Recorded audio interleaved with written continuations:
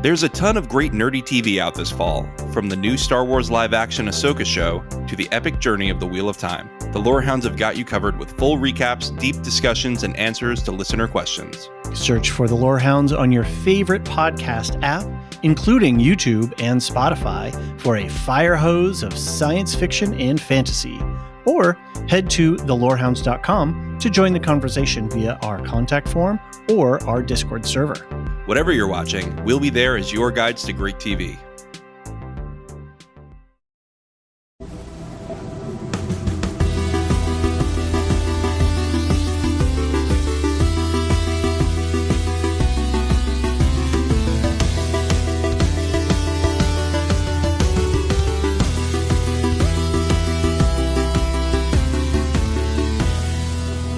Welcome to the Wheel of Time podcast, where the Lorehounds, your guides to Randland. I'm David.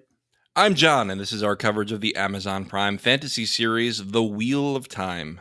In this podcast, we're going to do a scene-by-scene breakdown of Season 2, Episode 8, What Was Meant to Be, the season finale, in fact. Mm-hmm. Be sure to stick around to the end of the podcast for programming notes about our September podcasting schedule. September. I guess October podcasting schedule. Spooktober. Followed by we're here. Followed by our White Tower segment where Elysia Sedai and I dive deep into the lore of the books. This is the last White Tower segment, by the way, but Elysia is going to join us and then mostly me for the season wrap-up podcast. I'll have a few things to say on the season podcast, but I'm looking forward to getting on the mic with the three of us and chewing it over a little bit. We're going to have a good time. I think so. For early access, ad-free episodes, and exclusive content, visit us at patreon.com/lorehounds. They just did a big refresh of the Patreon brand. They made the logo into this weird little amoeba blob thing. I was like, okay, how much money did you spend on that redesign? Anyway, we'd also like to ask, if you're enjoying what we do, consider leaving us a rating and review. Apple Podcasts is a great place to do it, as it helps raise our profile, even as far as the Aiel waste. Yeah, so we just got a nice review on the Wheel of Time feed. So that was very nice. Yeah. Thank you for that. Yeah, thanks. Special for the Wheel of Time, we do have a separate feed, which just got a review, and that is set up just to have Wheel of Time episodes. If you're only interested in that content, you can just stay subscribed to that channel, but we've got a ton of stuff going on our main feed, so make sure you search for the Lorehounds. Books, we got movies, we got all kinds of stuff. Search for the Lorehounds wherever you get your podcasts, even YouTube and Spotify. We're going to be diving back into the Silmarillion and the Earthsea cycle, so there's plenty of Wheel of Time-ish stuff going on, even if we're not doing the Wheel of Time itself. Right. And we love to respond to your questions, thoughts, theories on air, so send us feedback. We're going to do a season wrap-up podcast, and that should drop in about a week. So after, I believe, it's going to be tonight's episode relative to the time of recording, but as soon as you see the episode, make sure to send us in some feedback or head over to our website, and you can leave a voicemail or use the contact form over there. John, what's the email address again? WOT@thelorehounds.com or thelorehounds.com for the contact form. Perfect. You can also post a message in our Discord server, and you can head to the show notes for links to all that.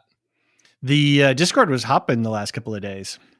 It sure was, especially in the Ahsoka channel. But I think tonight the Wheel of Time channel is about to light up because the episode's going to drop. Indeed. So I think folks are excited. Yeah, it's a big season finale. It's a big week for season finales. Yeah, we had Foundation, Ahsoka, and now Foundation's old news now. It is. It really does. Last year. It feels like forever ago. Yeah, but this was Wheel of Time and Ahsoka in the same week. Yeah, big week. Content and you've got Loki explosion. starting tonight, right?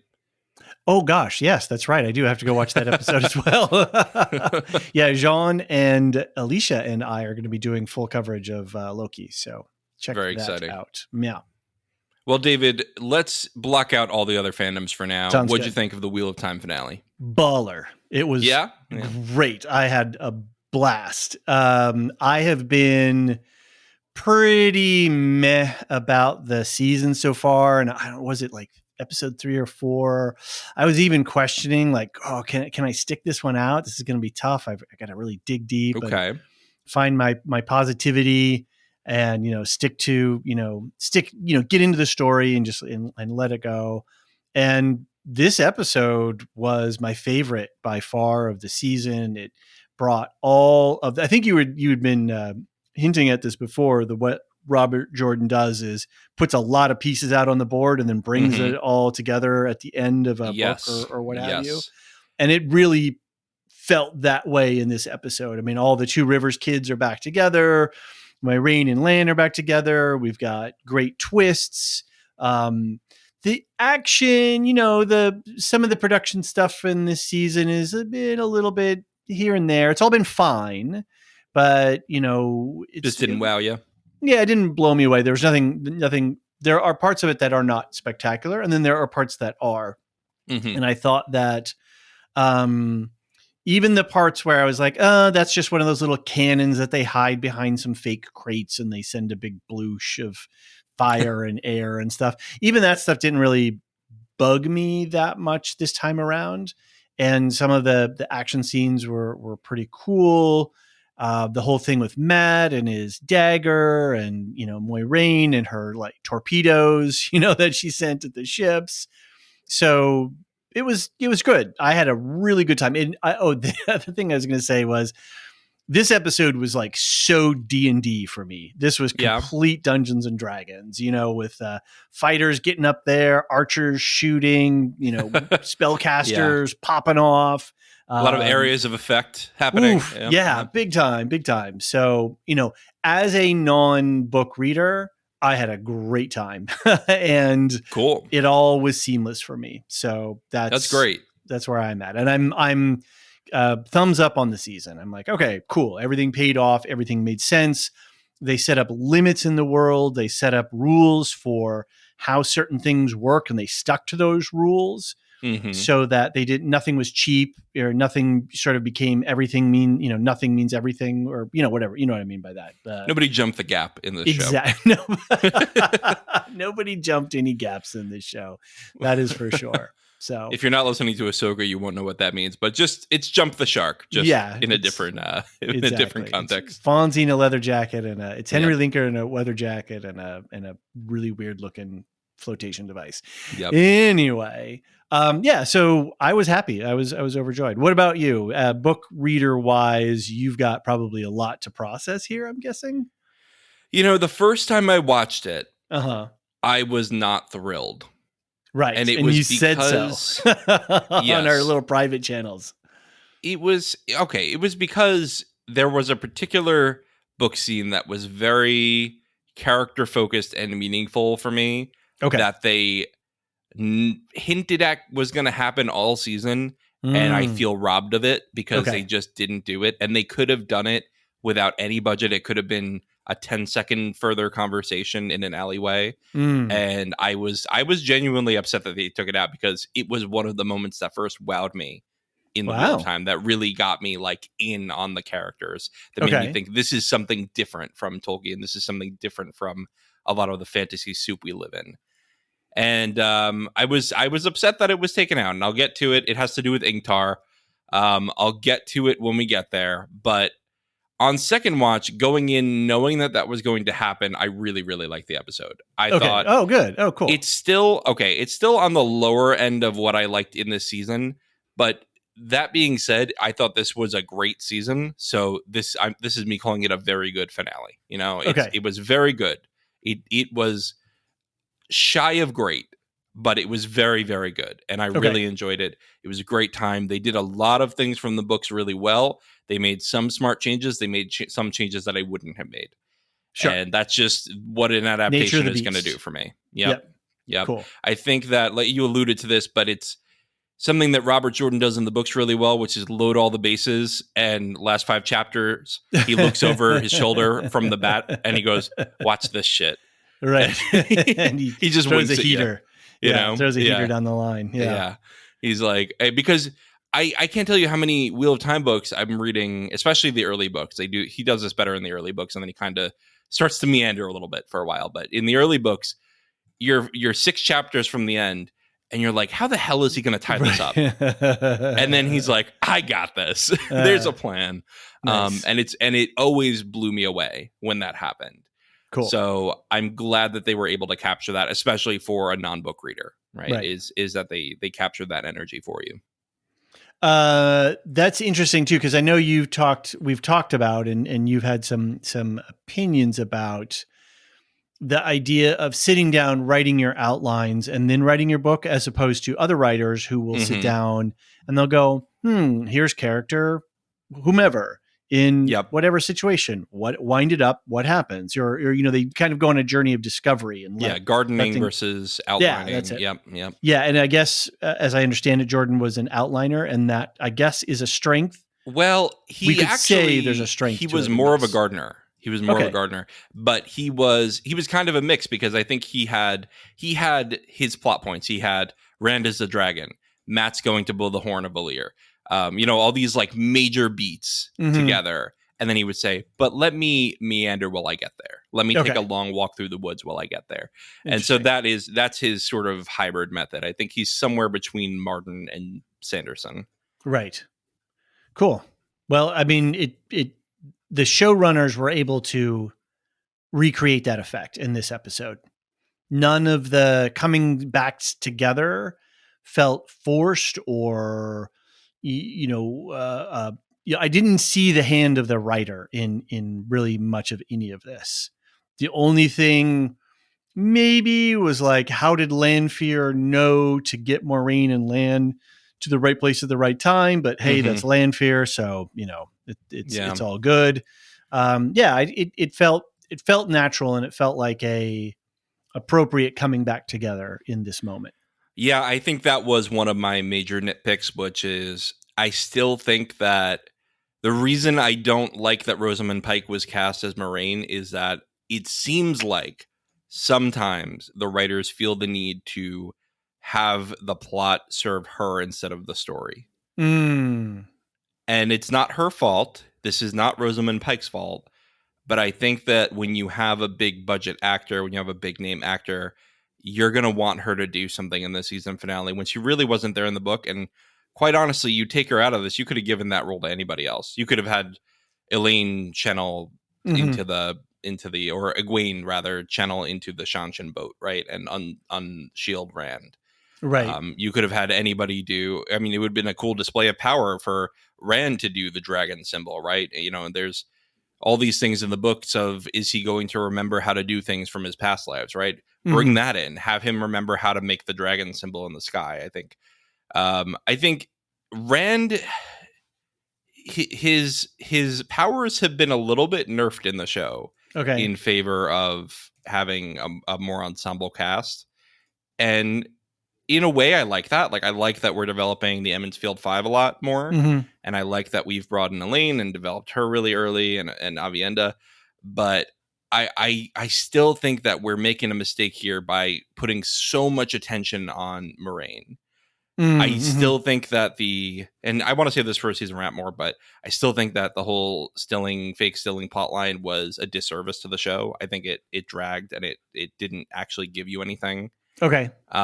So I think that's my biggest macro criticism of the show right now. I think we definitely have to save that for the season wrap conversation, because there's I can see reasons why as a writer would want to do that, but I also did suffer under the never ending. And then there's a couple of other characters where you're just like, oh dear Lord, get over yourself and get on with it. And whether that's writing or that's really what the character is supposed to be, it's kind of hard to tell sometimes. Right. So, but cool. Yeah. I'm good to go if you want to get into stuff. Let's do it. So our quick production notes, you probably know this if you're here by now, but you've never read the books. I have read the books. We have screeners. So we are recording this ahead of time. You'll be getting this the day the episode comes out. We're not going to spoil ahead with the books. We will make comparisons with things that already happened. I will definitely be making comparisons on this episode because there were a couple changes that I was not cool with. And there were some changes that I thought were smart. So I'll talk about both sides of it. Cool. And then stick around at the end of the podcast. After the music plays, we will talk spoilers with Elysia. So don't worry. We will give you a ton of warning before we do book spoilers. All right, David. Yes. Let's get into the episode. Let's do it. 3,000 years ago, the dragon Luz Theron Telamon seals Ishmael in an attempt to break the cycle of the wheel. He tells Ishmael he sealed the rest of the Forsaken too. Ishmael pleads for freedom, but Luz Theron completes the ritual. So this was interesting from the fact that we're getting this ancient history, right? This, I'm trying to remember. I apologize. Season 1, they did like a They did flash. the same thing. The season finale, they did it. Okay, and was it like a cold open? Mm-hmm. Oh, hey, So can I ask? This seems to be a style. Quick question for you. This, I'm just quite quick segue. Well, it's kind of after this scene. Have we just not been watching the opening? No, they didn't do it until this episode. That's crazy. Yeah, that's So that's even why I on made this air- a full bullet point in our Oh, okay. outline. Oh, I see. There it is in the outline. Full title sequence. Okay, so let's save it for a second. We'll jump forward there. We'll get to that when we're ready. Yeah. So I thought it was interesting to give us this timey-wimey. It's not timey-wimey. It's just this broader picture that, hey, this is not just... Here's the last time this happened. Yeah, and I think it has weight. It carries the right kind of weight for this ending when all of these plot threads are coming together. So it gives what happens in this episode a little extra context, a little extra gravity, a little extra velocity. And Elysia talked at length. Elysia and I talked at length about, is Rand different from Luz Theron when we look at the full series. Okay, cool. So yeah, stick around for the White Tower if you want that. And the diction and the language that they were speaking didn't feel forced or fake. Sometimes you can stumble. It's really hard sometimes to make I'm guessing this is a made up language, or what? It's the old tongue. Yep. It's some. And how much is that documented within the? It's not like Elvish. It's more like Dothraki in Game of Thrones, where they probably hired somebody to develop this. Right. Right. There's like a core, but yeah. So it sounded really natural and convincing. So I like that. It can be really hard to pull that stuff off. Yeah, it was good. Honestly, when I watched my second thing, I forgot that they were speaking in the old tongue the first time because I was into it the first time. I was like, I thought they were speaking English the first time. Very cool. Yeah. But I like this. I think that it sets up, one, the relationship between Luz Theron and Ishmael, which sort of is mirrored later when Ishmael has Rand up in a corner. Yep. And then it also, it leads into Moraine saying, yeah, they were besties, it was cool. It was cool. I liked it a lot.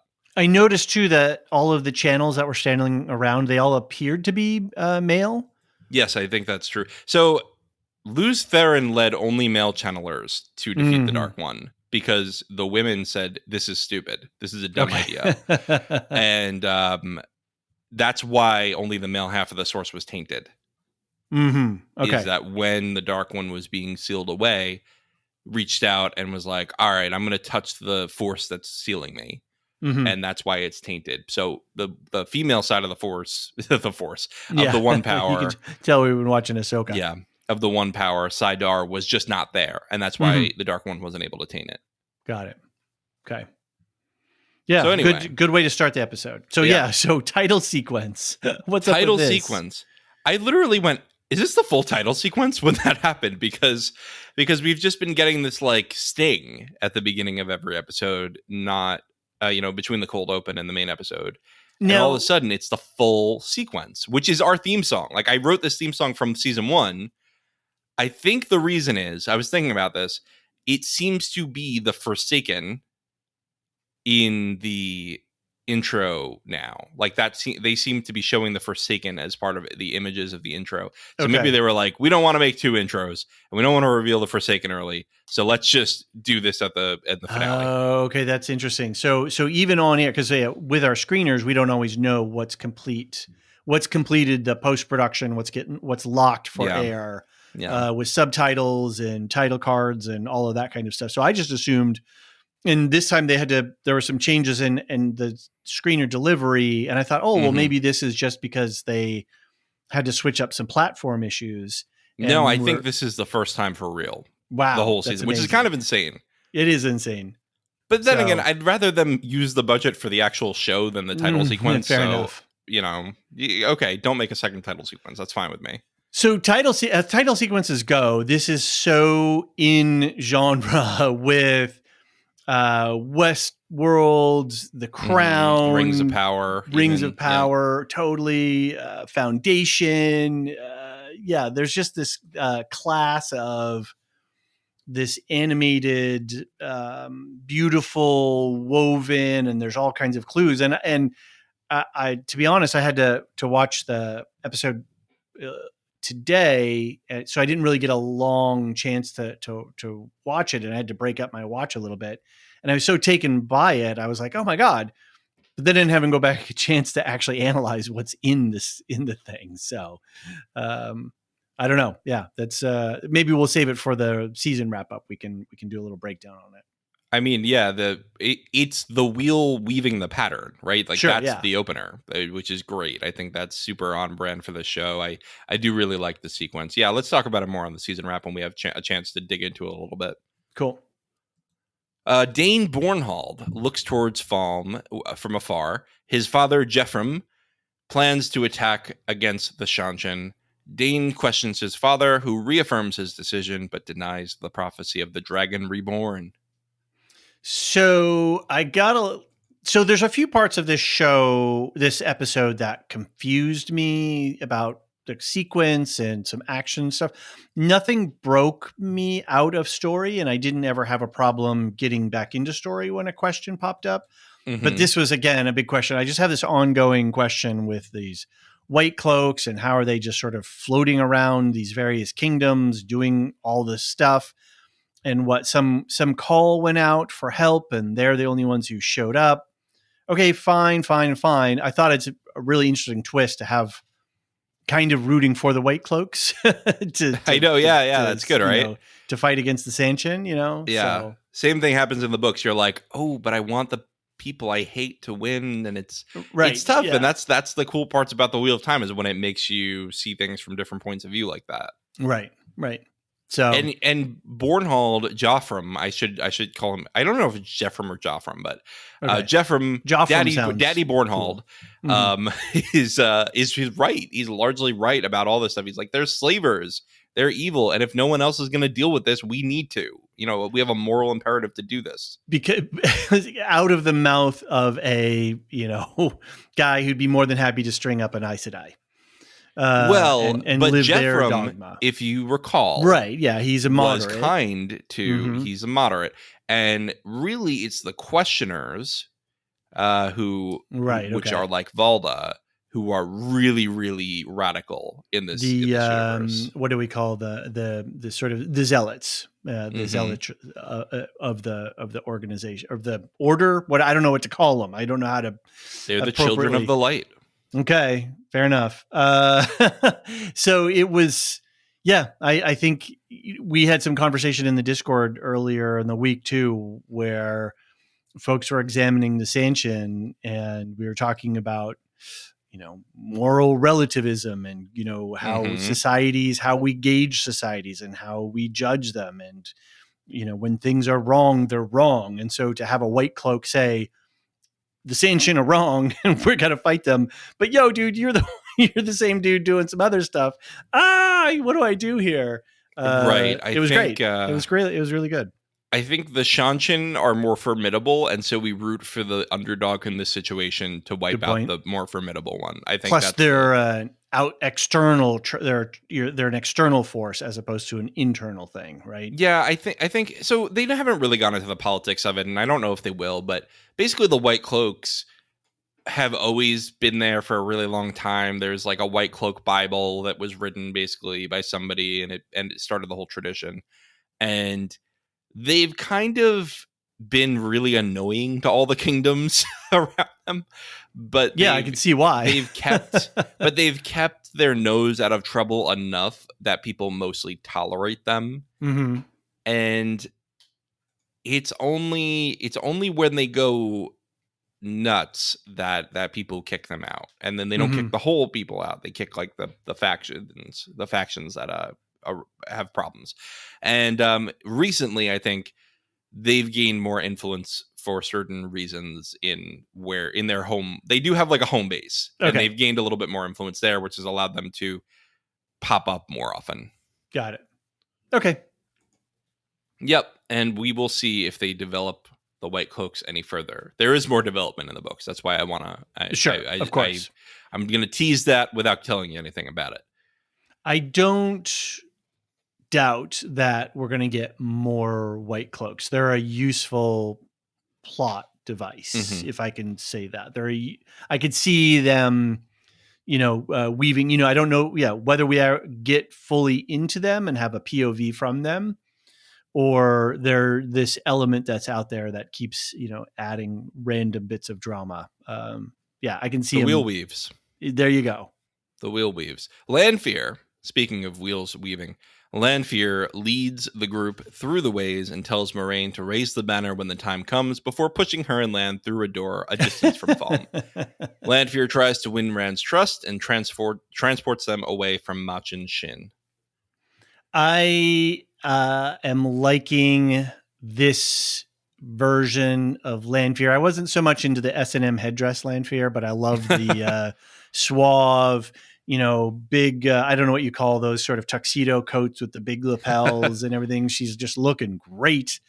And she's taking charge and knocking Moraine around. It was really, and dispensing wisdom, like, telling truth.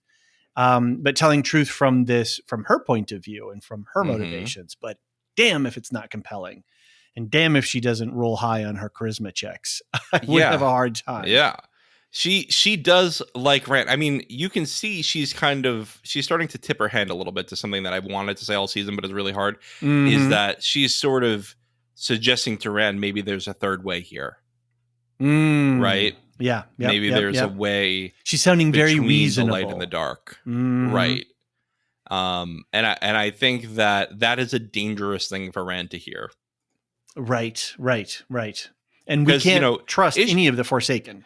Sure. Period. And Ishamael is like, hey, join the dark. And he's like, of course I'm not going to join the dark. But when Lanfear goes, join the gray, I don't know. She's looking pretty good in that outfit, right, Rand? Yeah, exactly. She just rolled a nat 20 on her charisma. Well, it's not just that. It's like she's making some good points of, you've been used by all these people. Aren't you tired of it? I'm the only one who actually cares about you. Not about the dragon, not about all this other stuff, but about you, Rand, whatever. What's Rand's full Rand al'Thor. Rand al'Thor, thank you. Yeah. Yep, which is Arthur. al'Thor. Okay. Got it. But yeah, it's tricky. It's tricky. And I really like Lanfear. She's a big schemer. She is kind of a wild card because you don't know what she's going to do next.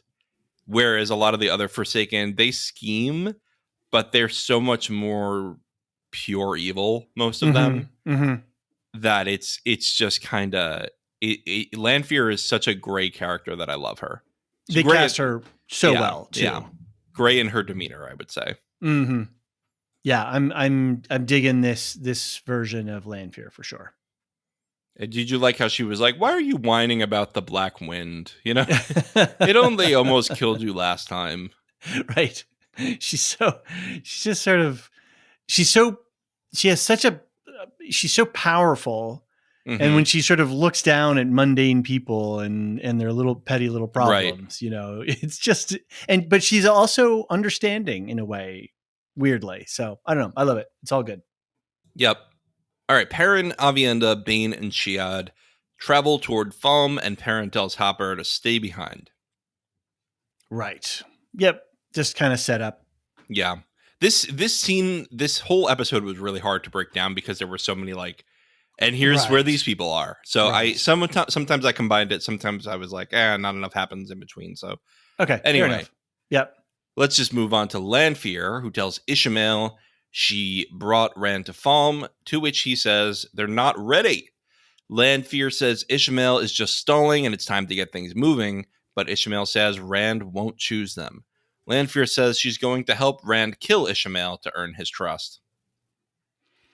So it was interesting to finally learn a little bit more about Ishamael's actual plot and and starting to see the shape of it. It's like, okay, why is he bringing all the kids together, and what is he trying to do? And he's trying to win Rand on the merits, but in a devious kind of way. He's trying to beat him into submission, right? Right.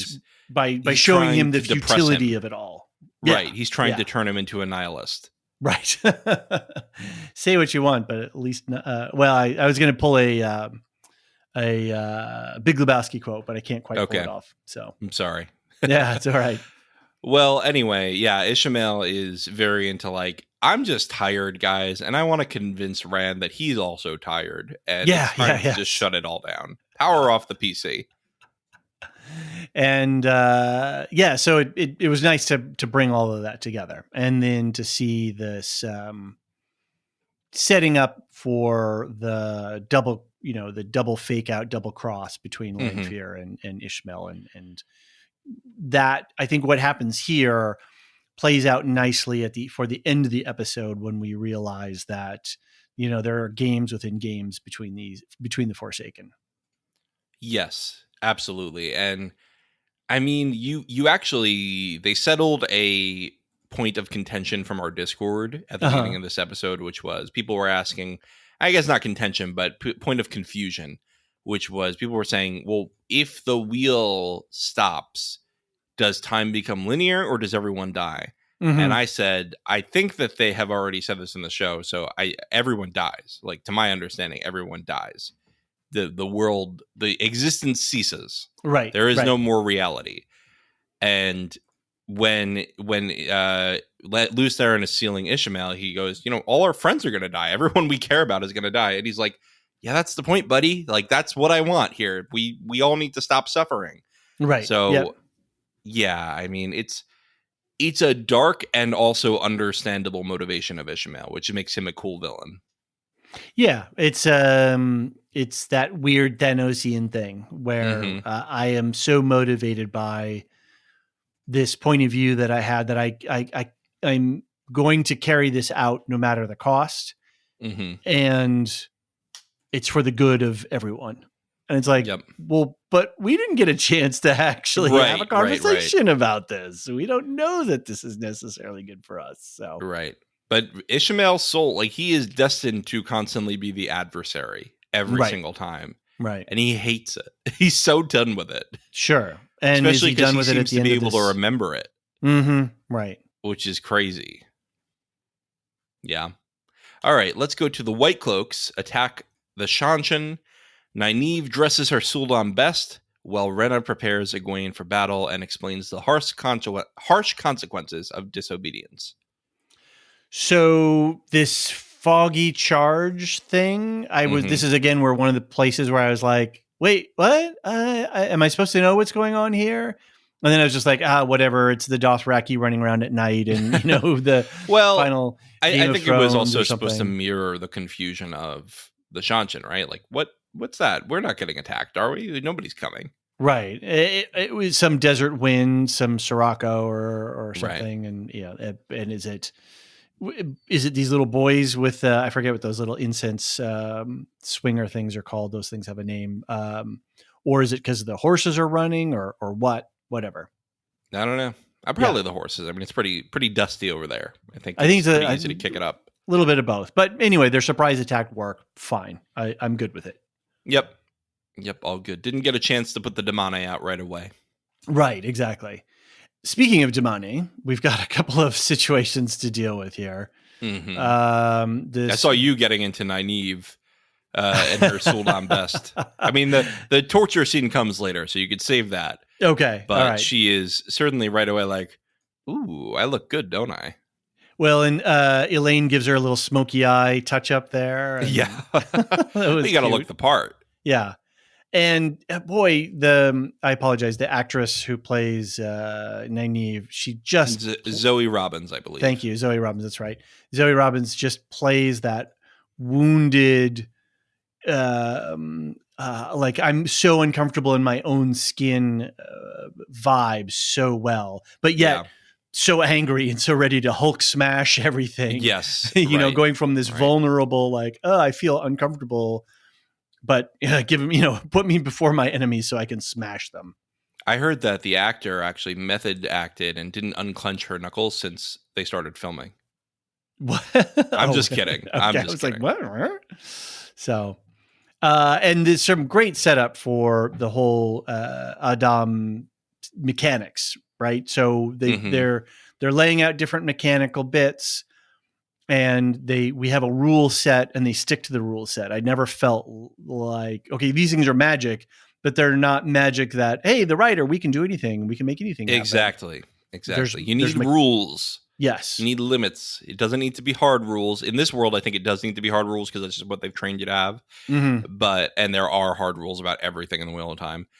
But in Ahsoka, that's one of the things that frustrated us was we felt like there were no limits on a lot of these things. Right. And then nothing means anything. So, Mm-hmm. And the beginning of this scene, though, with Egwene, the whole Egwene storyline up until, well, even all the way through, is so freaking uncomfortable and so disturbing. And they carry it. So this is what I mean. There's like parts of the show that when it hits, it's great. And then there's other parts, well, it's a little mushy here, what have you. And this whole Egwene Soldam thing, Damane thing, was so well played out and so well acted and so well constructed. It was just and so just damn disturbing. Yeah, I mean, it's true horror. When that happened in the book, I couldn't believe it because I couldn't believe that you would make a POV character into a slave that's being tortured. Right. And it's shocking, and it continues to be shocking through the whole time. And I think through the end of this episode, it's still shocking. Yeah.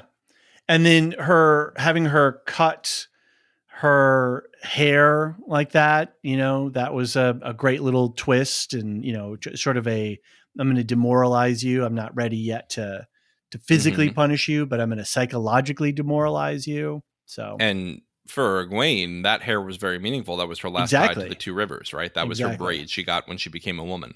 Exactly. And this whole thing with the dagger and the mouth, it was just really, really filmed beautifully and convincingly. So, yeah, kudos. Real bad stuff. Ishamael, that we like that we like real bad stuff that we enjoy watching. What's wrong with us? Yeah, I'm going to do a combined scene here. Ishamael tells Pat and Fane they need to push Rand's friends to the dark, and Fane tempts Matt with the dagger from Shadar Logoth. Fane is certain that Matt will take the dagger and tries to convince him to embrace the darkness within him. When Fane leaves, Matt stares at the dagger uncomfortably. So fun to see Pat and Fane back again. Yeah, he's so much more unhinged in the books, and I hope we get there with him. But right now, he's kind of just a normal baddie. Right, and he runs away, doesn't he? So he's still in play. Yeah, he's still in play. Okay, cool. Yeah, I couldn't remember. He's a well cast, and this Matt is settling in, I think, nicely. I think there's the different emotional vibe that he has of dealing with this dagger and this way of being, there's an addiction that he's dealing with. And this actor plays it a little bit differently than the other one. And I think it's working for me. So I'm into this Matt actor. I'm good. Yeah, I'm warming up to him. Okay. He's not fully there yet for me. I think, again, he didn't have enough to do this season. He had a little bit here and there. He had a big scene this episode, but sure. Yeah. And I think he did well in that scene, in the horn scene, especially. But I just want to see him kind of just living life a little bit more, because that's where Matt shines, is when he's in the pub with a friend goofing around. And I think that's exactly what this actor doesn't have, is that puckish character to him. So yeah, well, we'll see. He hasn't had too much of an opportunity yet. He hasn't missed. I'll say it hasn't. He hasn't broken it for me. So in the next scene, it was a pretty quick one, but Nynaeve essentially tortures the location of Egwene out of out of the Suldam. She likes it a little bit too much, and Elaine kind of notices, right? I think Elaine is like, Nynaeve, let's not. Yeah. And again, more setting of the rules and getting us into what this horrific device is. It's really kind of horrible. But yeah, Nynaeve, one small complaint for this season. There's two characters that I just didn't feel like they had good arcs, if they had any arcs at all. And that's Nynaeve and Perrin. They just were really flat for me. And I didn't see growth where like Egwene goes through something, Matt goes through something, Rand goes through something. Mm-hmm. So Well, I just, Nynaeve had her moment early in the season, right? She had that whole oh, that's true with the the whole arches. Terangrial thing. I think that was plenty Yeah. for her arc. Yeah, I suppose so. But she just still has the brooding. She didn't come out of the brooding shell. She just brings that into that same energy into this scene. So Yeah, I agree with you. I think Perrin, you have a more full criticism of, because he really did not have a lot this season other than meeting Elias and right, the Aiel, which it's bringing characters in, but it's not really changing Perrin fundamentally. right. All right, so let's move on to Moraine and Lan finally talking about their feelings. And Moraine says she knew he was always her better. Moraine gives Lan the bond back. Right. Can I ask you something? Because Elysia and I were debating this. Do you think that the bond was severed at some point and that she was rebonding him? Or do you think that this was her unmasking it? That's a good question. Not being as versed in the lore, it's hard for me. I want to be very careful to say that this is a very uninformed opinion. It's just that, an opinion, but it really did feel like she rebonded, didn't she? With the Yeah, whole the magic thing. visuals all seem to say that. Yeah, it felt like a reconnection. So did the bond get cut because the shield that she had put on Shields her? definitely don't break the bond, which is Okay, why but a I Forsaken think, shield yeah, versus it should outright the same. There's okay, nothing. There's nothing from the book lore, at least, that would suggest the bond would have been broken by that. okay, But we know that she had him masked beforehand, so maybe this is just a fancy way to unmask. right. Yeah, I don't Yeah, know. I they don't had to know. have their moment on the beach.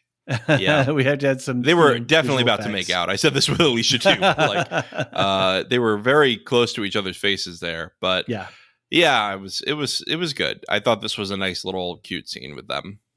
And it worked on me. I had feels before the magic started happening. Just the actual two characters, before the magic, I got Mm-hmm. some good feels, and I guess, yeah. Actually, hearing her say that you were always my better because she can't lie, and so if you Mm-hmm. don't constantly keep that in mind, that the Aes Sedai are constantly choosing their words very carefully, Yep. that her saying, you were never my equal, yeah, on surface, oh, that stings. That really hurts. But that's not what she said. Right. Right? Like Right. the meaning and the words don't match up. And Right. you've got to always keep that in mind Mm-hmm. when you're watching Aes Sedai or listening to Aes Sedai. So for her to then say you're my better, and it was just, they acted the hell out of the scene, and I was pretty satisfied with it. For the record, I did say that they were gonna backtrack that later in the season when Mm-hmm. they did it. I said they were gonna do that. That was Right. something I called early. Okay. Well, here's your But internet points. Here's thank your you. here's your Thank box you. of cereal. Again, I still hate the plot line of Moraine Yeah. stilled and cranky. I'm not going to relitigate it now. Let's just move on from it. Right. This was a pretty good scene standalone, I think. And I liked them being out in this big wasteland with the drone shot flying around them and giving us some close-ups. So kudos on the camera work. Kudos. It looks like they're on, I don't know if they're on location or not. It feels very location-y. So Yeah, the all good Lost stuff. remake is looking pretty good. Yeah, there was an AMA with Rafe Judkins, the showrunner, where he said they shot on location at, I don't remember the actual location, but it's a very specific location that is very rarely shot at. And so Right. it felt unique and they wanted it to feel unique. Yeah. I mean, to get this kind of beach scene with this kind of light and this, you have to be so careful with your timing and daylight, and catching the tide and the daytime. Yeah. A lot of planning involved in there, assuming that they're on location. So yeah, kudos. Yeah, definitely. I think it's time to go to Perrin. And Perrin finds Perrin and friends. Sorry, this is Right. the Perrin crew. Perrin and friends find Ingtar and Loyal who have retrieved the Horn of Valir. Ingtar urges the group to escape with the horn, but Loyal tells them it's time to act like the heroes of another age's legend. Did you cringe at this line? No. I did. Okay. I thought that this was the worst dialogue in the season. I'm not going to argue with you there, but I'm also not going to say that it knocked me out. I think at some point right around here is when the D&D of it all got to me, and I was like, okay, here we go. Let's go. And, the heroes are reunited, and, we've got badasses all around. Let's go fight. And that they just meet each other on a random street in this big town when there's a big white cloak attack. It's all preposterous, but you know what? Well, poured out a bowl of cereal and just went along for the ride. It's preposterous, except the pattern wills it to be, right? Sure. So right. There is a force pushing important players together, these Ta'veren together, to do what they need to do to solve the problems of the end of the Sage. Okay. So you got to remember, as every time there's a convenient plot point, you could actually pretty handily hand wave it away, right? Yeah, and say, force. Well, the wheel wills it, right? Yeah, right. Yeah, fair enough.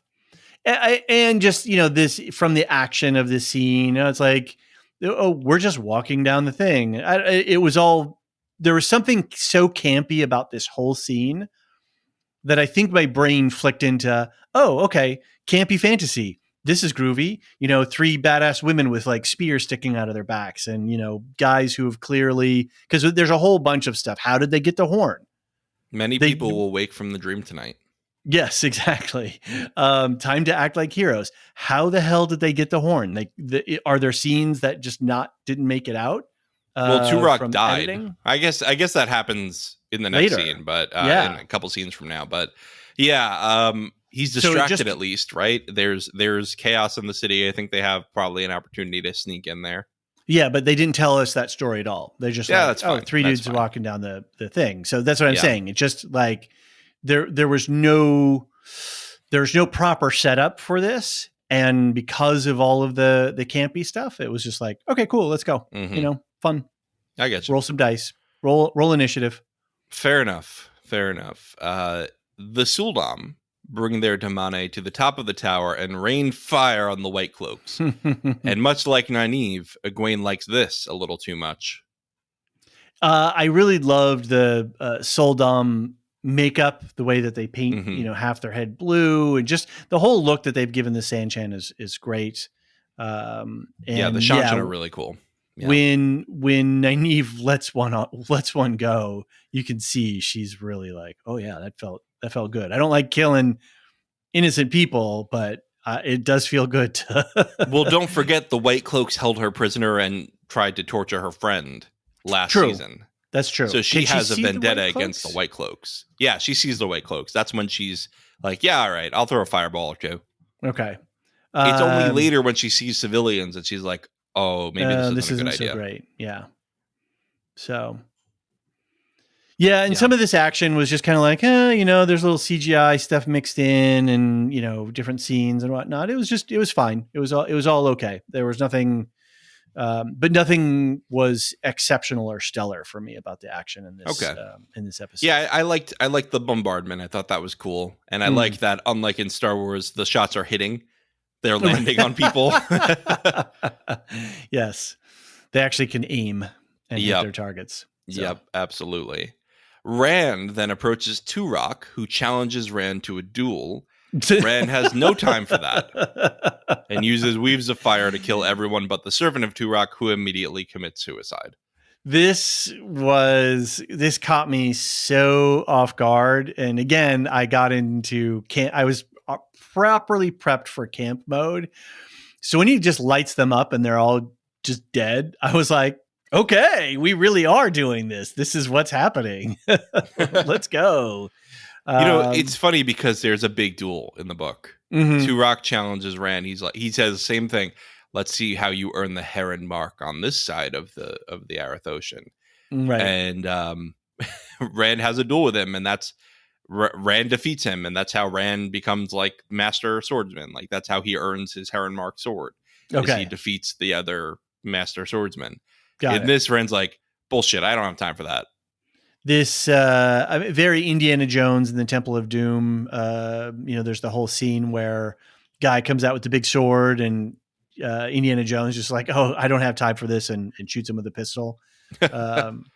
So yeah, it had that same sort of comedy of big build up and then simple. His kind of just so simple that the energy levels between these two things are equalized in this wacky way. I don't know how to describe it. So, but you also have the tragedy that the slave of Turok feels the need to kill himself to, to honor the blood that he served. Right. Yep. He wasn't going to stick around much longer. Yeah. So what's the deal with the Heron swords? The Heron sword signifies a blade master. Okay. That's like, if you have a Heron Mark sword, you are a blade master. You are a master swordsman. Rand got that sword from his dad. So his dad's a master swordsman. Right. Okay, cool.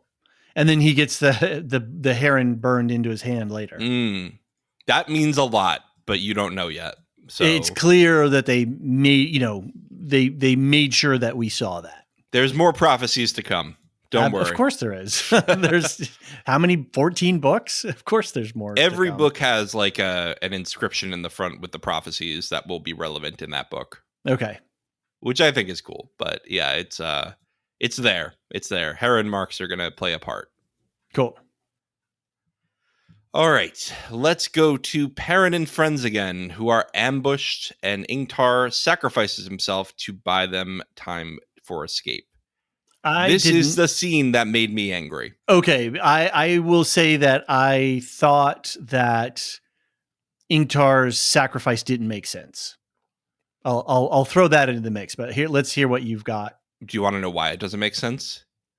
Because you were missing half the scene.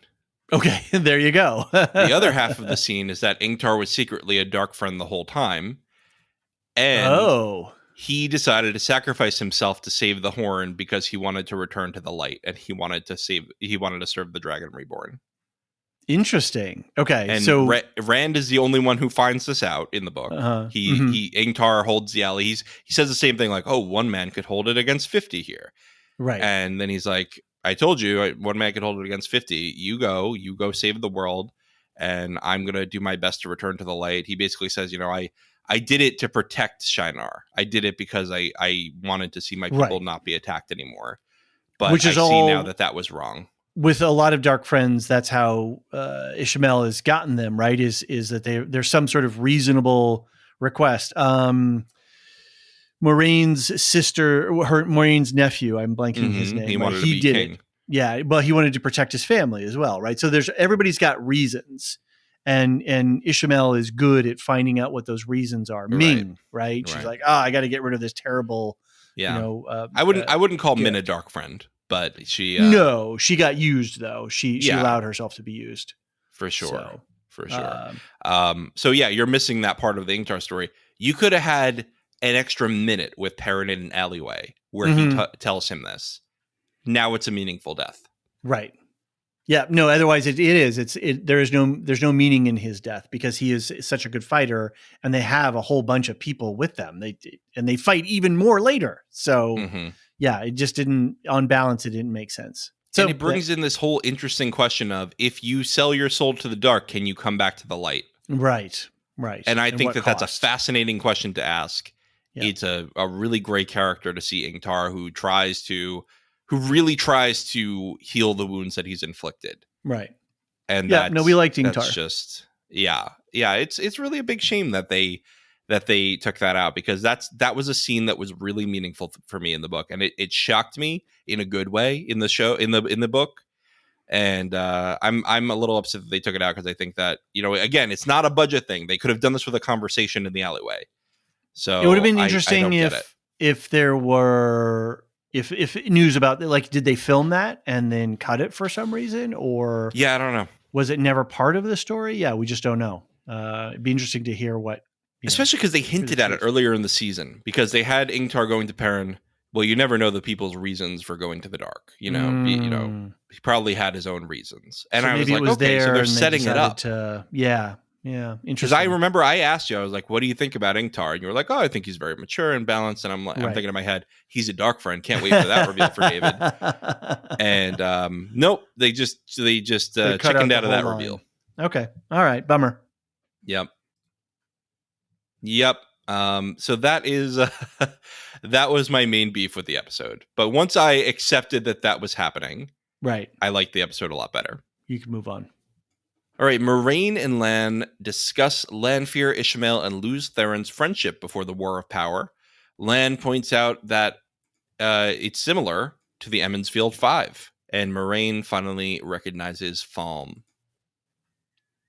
Yeah. I didn't have a lot of takeaway from this. This was just some more setup. And I guess, what is the correlation between the Emond's Field 5 and, this other deeper history stuff? Yeah, it seems like they're just saying, his best friends turned to the dark in his last life. Mm-hmm. Are they going to turn to the dark in this life? Okay. Although his best friends turned to the dark and didn't drag him down with them. Right. In his last life. Okay. So I don't know. I don't know what the point is. Okay. But I think there's certainly a strategy here of Ishamael trying to make Rand feel alone within the light. Right. Speaking of Forsaken, though, Lanfear meets with Bael Doman and hires him to take the rest of the seals of the Forsaken and dump them in the deepest part of the ocean. We also learn here that Lanfear had sold her own Quendiar, her own Heartstone, right, to Bael Doman, right, to give to Moiraine. Right. Yep. So it was nice. It tied off nicely there, and gives us some more clues to what's going to happen later. Why did Lanfear bait Moiraine in if she doesn't like her?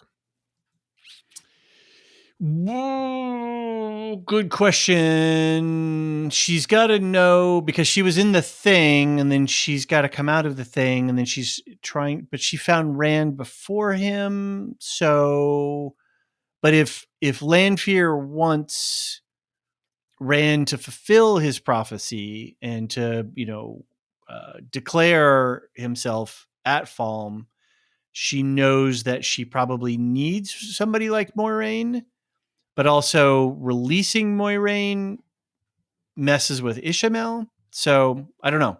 It seems like it works on both sides there. I don't know. Didn't quite line up for me of why she would want to bring Moiraine in, but I think because to me, before I saw this, I'm like, okay, she's using Moiraine for the banner thing. Again, right. I still have issues with, are we just shoehorning Moiraine into plot lines where she doesn't belong? Okay. But yeah, I don't know. I don't really understand why she baited Moiraine back in with the Quendiar. Right. But it's also it also sets some space for what happens with the rest of those big stone things that are, well, and we'll talk about them later. Yes, the seals. So isn't this guy one of your Bael Doman? Is he a favorite of yours? I remember you talking about him in the beginning. I think he's a favorite of Elysia's. I like him. He's not like my favorite ever, but he's a fun character. He's got this silly accent, and he shows up from time to time doing his nonsense. His hat doesn't quite fit well in this. In this scene. No, I think that's on purpose. I think he's supposed to look a little bit unkempt. Right. Fair enough. Cool. Yep. All right, one more plot point before we take a break. Suroth tells Ishamael Turok is dead, and the horn is taken. Ishamael says that Lanfear is working against them. He tells Suroth to take her strongest Damane out to sea and await his orders.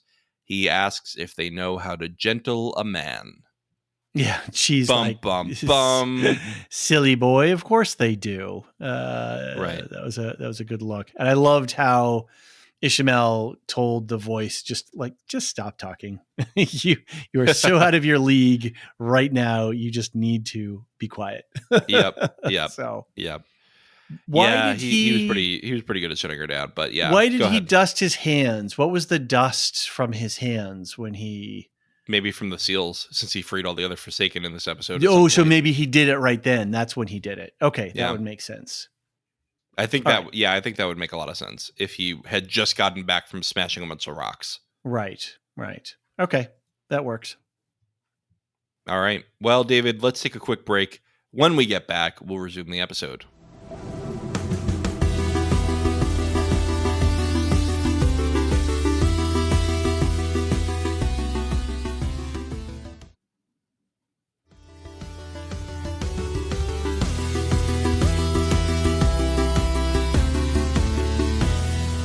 And we're back.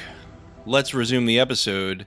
Matt MacGyver's a spear with the dagger at its head. He uses it to cut out of his room and kill a Shanshin guard on the way out. Did you like the way he kind of sidestepped touching it? Yeah, I did. I thought it was very clever. He looked like he was playing pool at a couple of times. I've seen, pool players walk around with their stick like that, sizing up what they're going to do. And, Yeah. it was pretty funny. Now, again, I was in camp mode. My camp mode switch was flipped. And the idea that you could just wrap some cloth around the tip of a blade on a stick and use it as an actual fighting device. Oh, yeah. Yeah, it made way no sense. far-fetched. Yep. But again, it was like, nope, this is D&D. We're going for it. That's why I said fun. He MacGyvered it, right? Yeah, he rolled 20 on nice. Dexterity, and that was that. Exactly. It was good. So, and clever way to use the knife. And Pad Fane is just like, I'm out. I'm not having any of this. So yeah, it's that that TikTok sound. Oh shit! Oh shit! Oh shit. Yeah, he's not having it. He's gonna run away now. Which means that we get to have him later. So right, we're all aboard the Fane train. Yep, Fane train. Yep. Egwene sees the civilians suffering from the attacks and refuses to weave another. When another Suldam tells Renna she's lost control of her damane, Renna prepares to punish Egwene.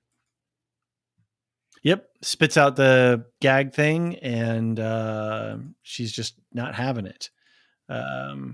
So more setup. Yeah, it's I did enjoy her spitting out the gag and be like, no, you know, it was very Palpatine. No. And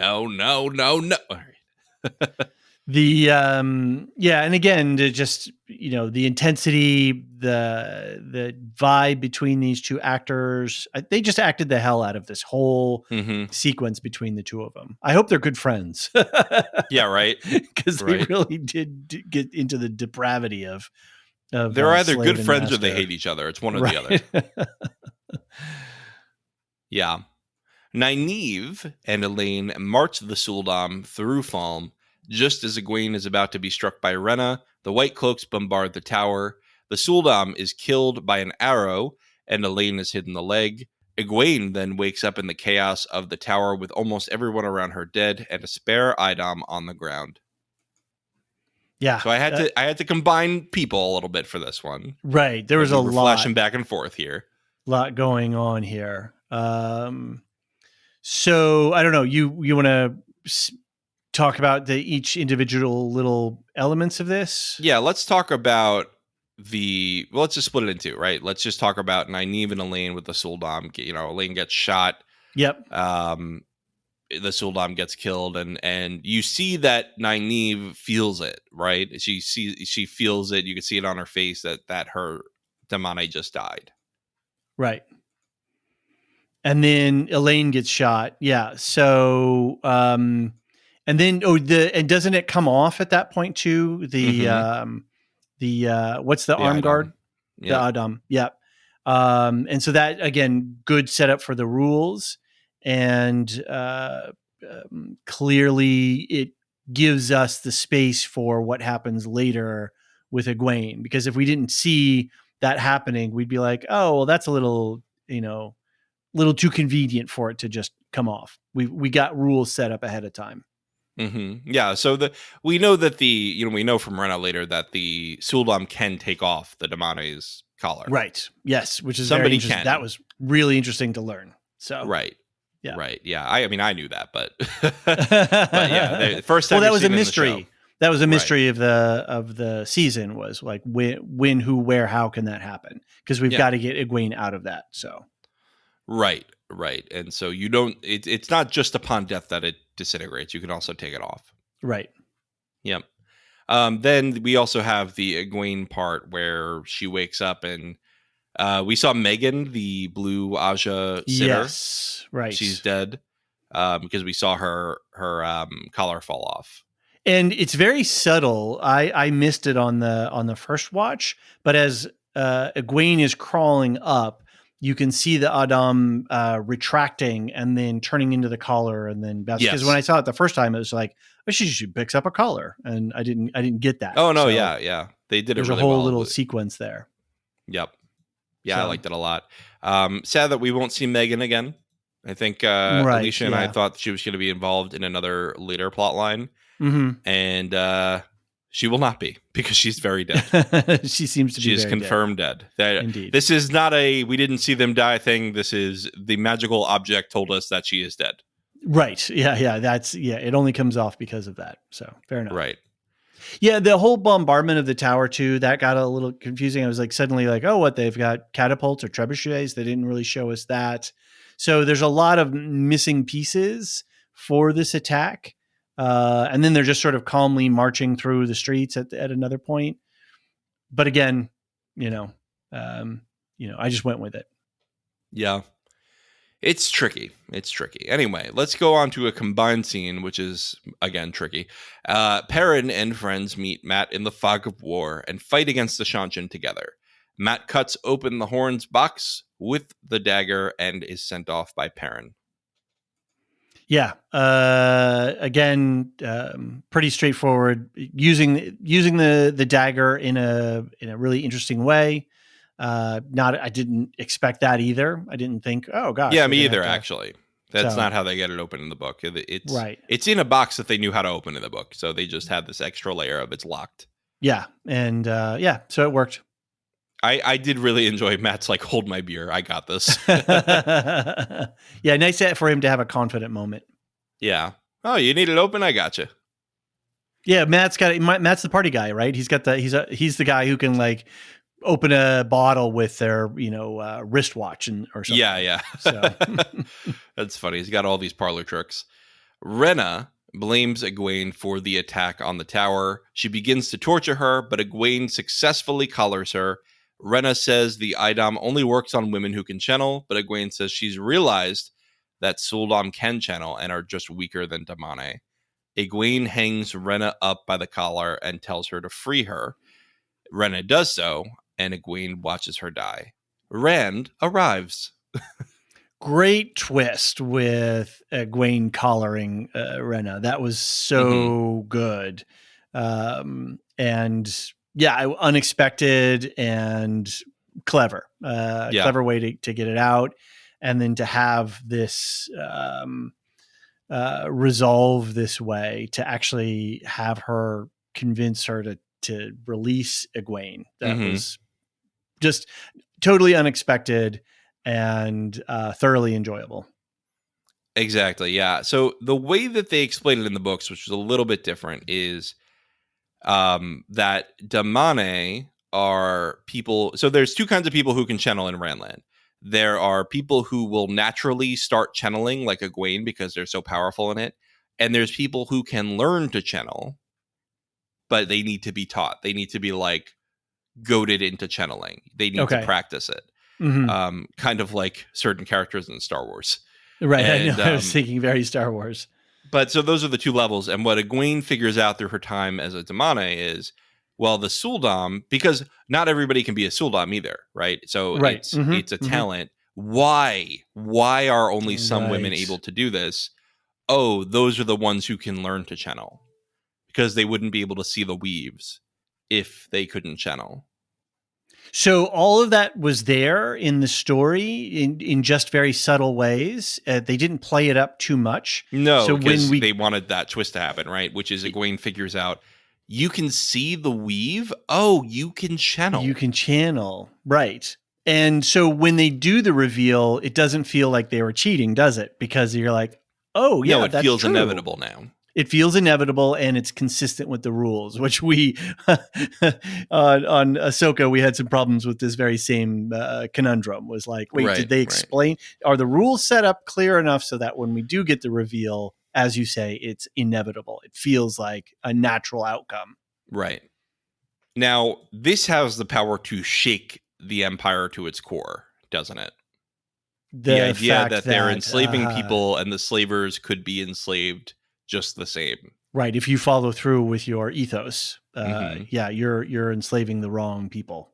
But if you follow through with your ethos, you have nobody to control them, because only somebody who can channel can control them. Right. So who controls the controlling controllers? Right. So you're now stuck here.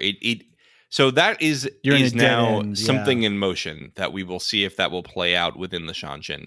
Okay. What happens when the thing that you believed is proven fundamentally untrue? Yes. It's not an easy process to go through. Right. The slavers are the same as the enslaved. Right. Yeah. I'm just avoiding that whole conversation because it's gonna get there's a lot there. I know. We've been chatting on the Discord. I know Jean has a lot of takes about the Shanshin. He's not a fan, one might say. No. I don't think any of us are fans of the Shanshin. It's more of a question of like what happens to this empire when you can prove that their whole shtick is false. It's demonstrably false. Right. And you can show them. Right. But just because you can show somebody something doesn't mean that they're going to believe it. We kind of lived through that just recently. Oh yeah. So it's an interesting thing to put into play, I think. So Rand shows up. He's finally here. And this is, I guess, kind of a big moment, isn't it? Sure is. Rand finally arrives. It is a big moment. And I guess he arrives just at the right moment to save Egwene, right? Yeah, but Egwene doesn't need saving, right? Well, right. And I really like that. And it's the same. She freed herself. Right. She didn't need a man to do it for her. And I appreciate the fact that the female characters in this aren't devices to activate the men's storylines. All of their storylines are their own storylines for their own sakes. I don't remember who uncollars her, but it's not like, I think Nynaeve uncollars her in the book. Okay. So they had her save herself in this. I think that's great. I think that works. That's a good change. That is good for the character to have gotten herself out of it, to have really outsmarted her Suldam. And that puts her on the board in a way that not only is she a very powerful channeler, she is now, the education of Egwene, so to speak. She's now starting to learn to not be a kid from Two Rivers. She's now in the game. She knows she has the beginnings of playing the Deus de Mar, the great game, right? Yes, exactly. It's just like Sansa learning, finally, being letting go of her Baelish. All right, letting go of her childhood fantasies. So about what knights and being married and all of that kind of stuff. Right. Well, I'm proud of Egwene. Yes, 100%. All right, let's move on to Rand telling Egwene he came to save her and apologizes for faking his death. When he tries to lead her away, Ishmael appears and attacks both of them. He signals the Damane, who shield Rand. He's so powerful. He just sort of flicks.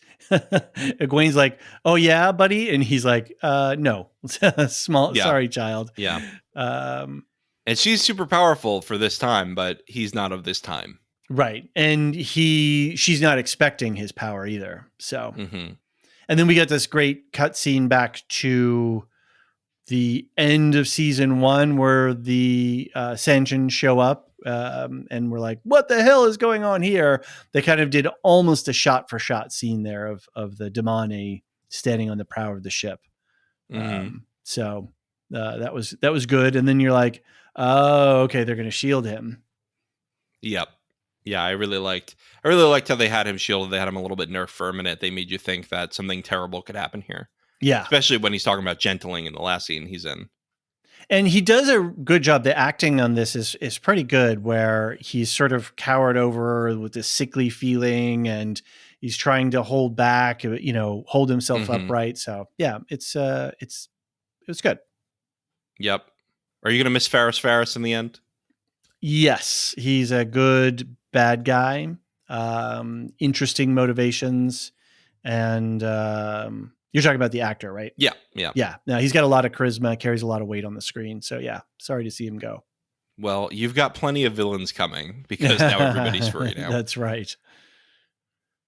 All right, let's go to Elaine trying to help Nynaeve channel unsuccessfully to heal her. Nynaeve then treats the wound as she would as a wisdom. Elaine walks it off.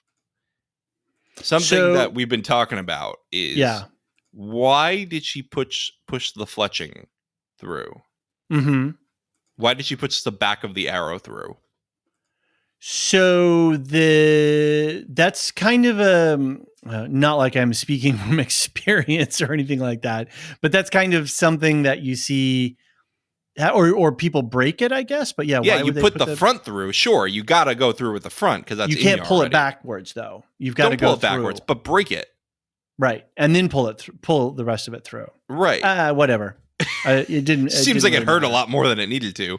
Well, Miss Wisdom over here. I was really pissed actually that in this moment she couldn't still channel, and we're still dealing with Nynaeve and her, whatever. Your block, yeah, and it was just kind of, I'm a little tired of the storyline. I want to see this character grow. This was one of my favorite characters out of season 1, and I'm not seeing the growth that I want. I'm going to be honest with you. It took a while in the books to deal with it. And it might take a while in the show. All right. I'm just going to have to deal with it. Mm-hmm. She's going to have to Hulk out for a while. Okay. Yeah. Elaine walking it off. I'm like, yeah, all right. She's just walking fine after she got shot in the leg. Yeah. Yeah. It's, it's D&D. Yeah. Perrin and Loyal, this is a combined scene, by the way. Perrin and Loyal fight the Shanshan alongside Dane Bornhald, who recognizes Perrin. Perrin is choked out by Valda, but Hopper comes to the rescue. Joffrey Bornhald kills Chopper, sending Perrin into a murderous rage. Chopper? Did I say Chopper? Yeah, you did. That's a good one, though. Hopper. Yep. Sending Perrin into a murderous rage. Perrin kills Joffrey. Great acting on this part of this dog in its death scene. Yes. It really gave this like final look in its eye. I was like, dang, that's actually a really good job. I don't know how they got the performance out of that dog, but yeah, this was all live acting. This was not CGI at all. Yeah. Which is insane. Pretty good. Great job, Chopper. I mean, Hopper. Chopper. I am surprised that they cut Hopper loose so soon. I figured that Hopper, that really surprised me. Okay. So the wheel weaves. Okay. Fair enough. And I was expecting, when Perrin and Bornhall meet, and they're like, oh, I thought, great, we're going to have there's going to be this weird buddy up situation between the White Cloaks, who are, nobody else's friends really. But then they turn that on its head really quickly with Perrin killing his dad. Yeah. So Perrin has an enemy now. Yeah. For real. Because he got knocked out by a shield. He's not dead. Yeah. Right. And his friend and his fellows dragged him off, I think. So. Yeah. So he is a player out there now who hates Perrin. So are you saying that Hopper's going to be a Force ghost for Perrin? I never said that. I will neither confirm nor deny that because it's incorrect. Okay. But yeah, let's save that for season 3. Yes. All right, Matt is cornered by a Shanshan patrol and blows the horn of Valir. The horn causes a bad slow motion montage and summons the heroes of the horn. Matt remembers he's a hero of the horn and fights alongside the others, which includes Uno. Pretty cool, fun, totally campy. Heroes of the Horn, all of these different cultures and peoples represented. It totally badass fantasy thing going down. And then the whole I remember I'm one of you, and it's like, okay, cool, dope, let's fight. I'm really surprised that the Heroes of the Horn didn't dispatch this Sanchin patrol so much faster. These were just regular troops, and you've got this huge phalanx of warriors. They should have cut through them like butter, but yeah, what have you. So can I just say, yes, there's a piece of dialogue in the books, and it's not from this part of the books, but it's in the book somewhere, where Matt goes to the Heroes of the Horn and says, "Wait, am I one of you?" And they go, "I knew you were going to ask that." That's so funny. And I wish that we had that here instead of like making him explicitly a hero of the Horn. He's not explicitly a hero of the Horn in the books. Okay. They added that confirmation, but I just love that line. Like, I knew you were going to ask that, buddy. Cute. It's funny. But and Matt has his I don't know what language he's speaking there. Speaking the old tongue. Yeah. Charge. So is the horn gone now? Because one of the heroes, she took it back from him, and I think she was holding it for him later. Okay, but then don't they disappear, or are they around still? They disappear. The horn stays around in the books, so okay. I don't know if they're going to change that in the show, but it's still, they have it at the end of book 2 in the books. So pretty convenient thing to have. Again, like great fantasy, role-playing game kind of thing. You've got this cool device that, you can use, once per whatever round, day or what have you. And then, it's got a recharge, and you get these great heroes. Did you know what Matt said? Speaking of D&D, what Matt said in the old tongue? No. He said, "It's time to roll the dice." In the old Seriously, tongue. That's literally what he said in the old tongue. Awesome. This is his like catchphrase in battle. This is his war cry in battle in the books. Okay. And he finally got to use it. It's time to roll the dice. And we got Uno back. So how do you become a hero of the Horn? Like, what's the criteria?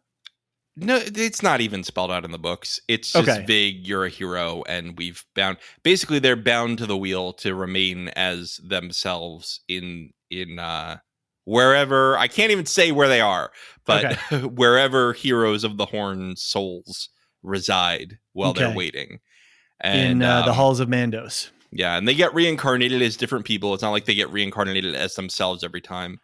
But Matt is apparently a hero of the Horn, and he remembers upon blowing it, "Oh yeah, I'm one of these guys." Cool. Yep, it was good. Good campy fun. Had a great time with it. Cool. Did you like Uno being part of the Heroes of the Horn? Yeah, that's new. Absolutely. That's not in the books. Yeah, no, that was cool. That was a fun, and again, just goes into the whole thing. And then Uno gives him the shield, gives Perrin the shield, which comes into play later. Yeah, so I think Uno survives the whole series, or at least lasts till the last book. In the book, so we were all shocked when he died, and we were all shocked when he came back. Right. So. I'm a feckin' hero of the Horn. He was pretty funny with all this. Dane sees Perrin kill his father and attacks him. Perrin is saved by Uno, who mocks them for doubting that he's a hero of the Horn and knocks Dane out. Right. And then gives him this shield, which Perrin uses later. So I'm guessing that shield is going to be some sort of artifact that he keeps going forward. He didn't have a shield in the book. I don't think he had it, so maybe they're adding something for the show, which is fine. Yeah, definitely. Ishmael asks Rand one more time if he'll serve the Dark One. Rand says he never has and he never will. And Matt throws the spear at Ishmael, but Ishmael was an illusion, and the dagger hits Rand. So there you got Min's prophecy.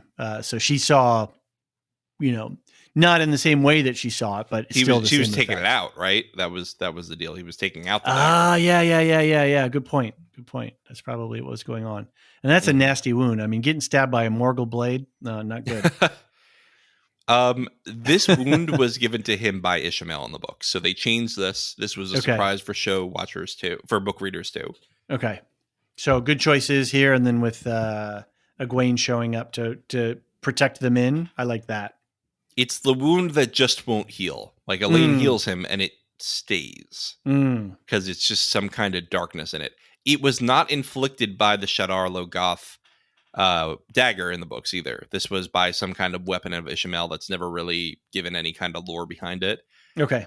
So I actually really like this change. I like that they explained it with, okay, this is this dagger of darkness who killed all these other people, but you're the dragon reborn. You're this beacon of light. It's going to almost kill you, but with some healing, you can manage with it. And now he has this disgusting festering thing. And now it brings the Matt storyline back into line and gets, sort of fixes that breach. So I think they pulled that off really well, actually, given all things considered. Yeah, I liked it. I liked that Matt tried to save Rand and ended up giving him the wound that will never heal. Okay, cool. Yep. Egwene shields Rand and Matt against Ishmael. I said that weird when I wrote that because shielding is a thing. Shielding is a different thing. She shields against Ishmael to protect Rand and Matt. That's how I should say that. Yeah. Rand is still shielded. Okay. Moraine sees the shielding from a distance and sends flames under the water towards the Damane ship, risking them being civilians. Lan gives the Shanshin a lesson in swordplay. So like I mentioned just a second ago, love Egwene stepping in for the save, and visually it was awesome watching Ishmael just firing bolt after bolt after bolt. I was almost squealing. I was so excited with this whole scene. I was like, okay, cool, let's go. I think the visual effects Ishmael's were awesome. Head, yeah, in Ishmael's head, he's got all the time in the world, right? Right. Because he's got Rand shielded. These people are all weaklings to him. He'll just push them off the tower if he needs to. And he's like, I'll just keep throwing stuff at you. This isn't exhausting me. It's only exhausting you. Yeah.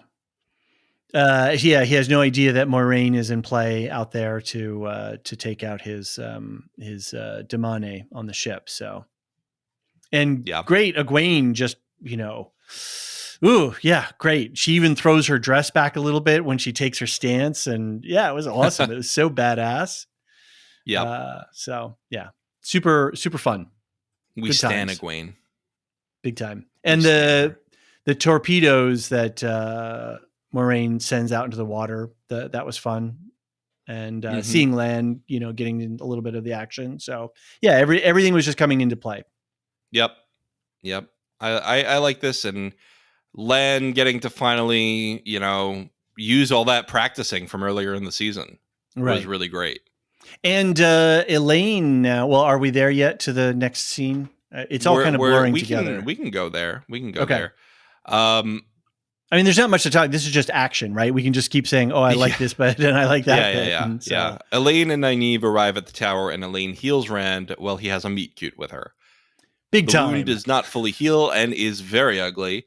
Moraine successfully disrupts the shield, freeing Rand. Rand channels into his sword and stabs Ishmael, branding his own hand in the process. Ishmael says he sees nothing as he turns to ash. A lot here. I was like, wait, Rand and Elaine? I didn't see that coming. Because they set up the shot with her with the sun behind her head, and Rand did the whole sort of Vaseline on the lens, and what better to be healed by a beautiful woman in a time of great need. So it's all there. Rand. It's all there. But what was so funny to me was Rand's like, who are you? And Elaine's like, I'm Elaine. Shut up. I'm trying to heal you. She was so Elaine's not awesome. in this meet cute with him, And she's part of the crew now, right? She's fully in. This was her coming together with the rest of them and actually contributing meaningfully in a time of need. So the Wonder Girls are all together. Yep. Cool stuff. The stabbing of Ishmael, and he loses his blade. His blade just, I guess, burns away there. That was kind of interesting. Mm-hmm. And I was not expecting Ishmael to go down like that. And it's all there in the plot. The way that they opened up the scene. I suppose if I thought about it a little bit more, I could have seen it coming. But it played nicely. The end mirrored the beginning, so good plot construction. And as he's looking up into the sky, he sees like two seagulls flying, so sort of symbolizing their friendship. And Yep. yeah, it all worked. And then he did the dust out, just like we had in Avengers. Yeah, he was too little time with Ishmael, huh? Too little time with Ishi. Yeah, not a lot. So The question is he dead permanently? Dead. Right. Because we know that the Dark One gave immortality, but he seemed to really die there, right? He's like, I see nothing, I'm going, I'm crumbling. And, it's not like Lanfear who just immediately reanimated. We don't have Night Sister magic here. Yeah, no. He seems to be at peace, which is what he'd been, seeking for. So, of course, until next time, right? Until he's reincarnated for the next dragon. Right. Was Rand just, was he even channeling in his blade? Or He was. So it's different from the book. And I mean, they kind of combine book 2 and 3 here with the endings because Rand fully defeats Ishmael at the end of book 3. Mm-hmm. But they just moved it up to book 2 here. They didn't do some things that happen in book 3, so I won't talk about what else happens at the end of book 3. But they did move up Ishmael's defeat. Okay. And I think I know what they did with the channeling there, but I can't say because it's a lore piece that you don't know yet. Okay, fair enough. Yep. But I think it's safe to say he channeled him into oblivion and then stabbed him with the sword. Okay, cool. Yep. Moraine realizes it's time to proclaim the Dragon Reborn and creates a fiery dragon above the tower. The people cheer for the Dragon Reborn's liberation of their city. Aviendha calls Rand the Karakarn, and Lanfear looks on approvingly. Huzzah. This dragon looked a little dorky. Yes, it did. I didn't love it. I thought they were just going to do fireworks and, do like a Gandalfian dragon, swooping down like the Peter Jackson movies. But whatever, it's fine. The who are the 3 warrior women? The Aiel, yeah. From the Aiel, they had a cute little scene there where they're all 3 standing looking and they pull their little masks down in unison, and the ghosts, the heroes of the Horn. Well, remember they were looking for somebody when they came over. Okay, and she just said Karakarn. What's that? Right. Okay. Is the Dragon Reborn the only prophecy that Rand's going to fulfill? Interesting. Mm-hmm. Yeah, you're totally right, Dave. She totally does say that there. Cool. Mm-hmm. Okay. Awesome. All right. And my question to you is, why couldn't Lanfear just make the weave herself? Make the weave. She's much more powerful than Moraine. Oh, right. You mean for the banner? She could just put the dragon in the sky herself. Right. From the shadows. Isn't there a whole thing about being in the shadows, moving in the shadows? So I guess, but yeah, the Damane are dead anyway. I think she's fine to just do it. I don't know. Again, I think that was a little bit of shoehorning Rosamund Pike into this plot line, but sure, yeah, it is what it is. Yeah. It is what it is. Last scene here, Lanfear looks triumphant after a good day overall. She goes to retrieve the other seals of the Forsaken, I think. That's what I'm assuming here.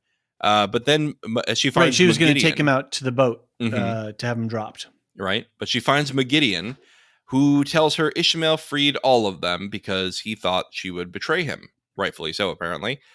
Mogideon tangles Lanfear in her webs and says that the other Forsaken are not weakened by closeness to the dragon. Mogideon warns Lanfear to stay away from Rand. Lanfear closes out the season by saying, "Light help you, Rand al'Thor."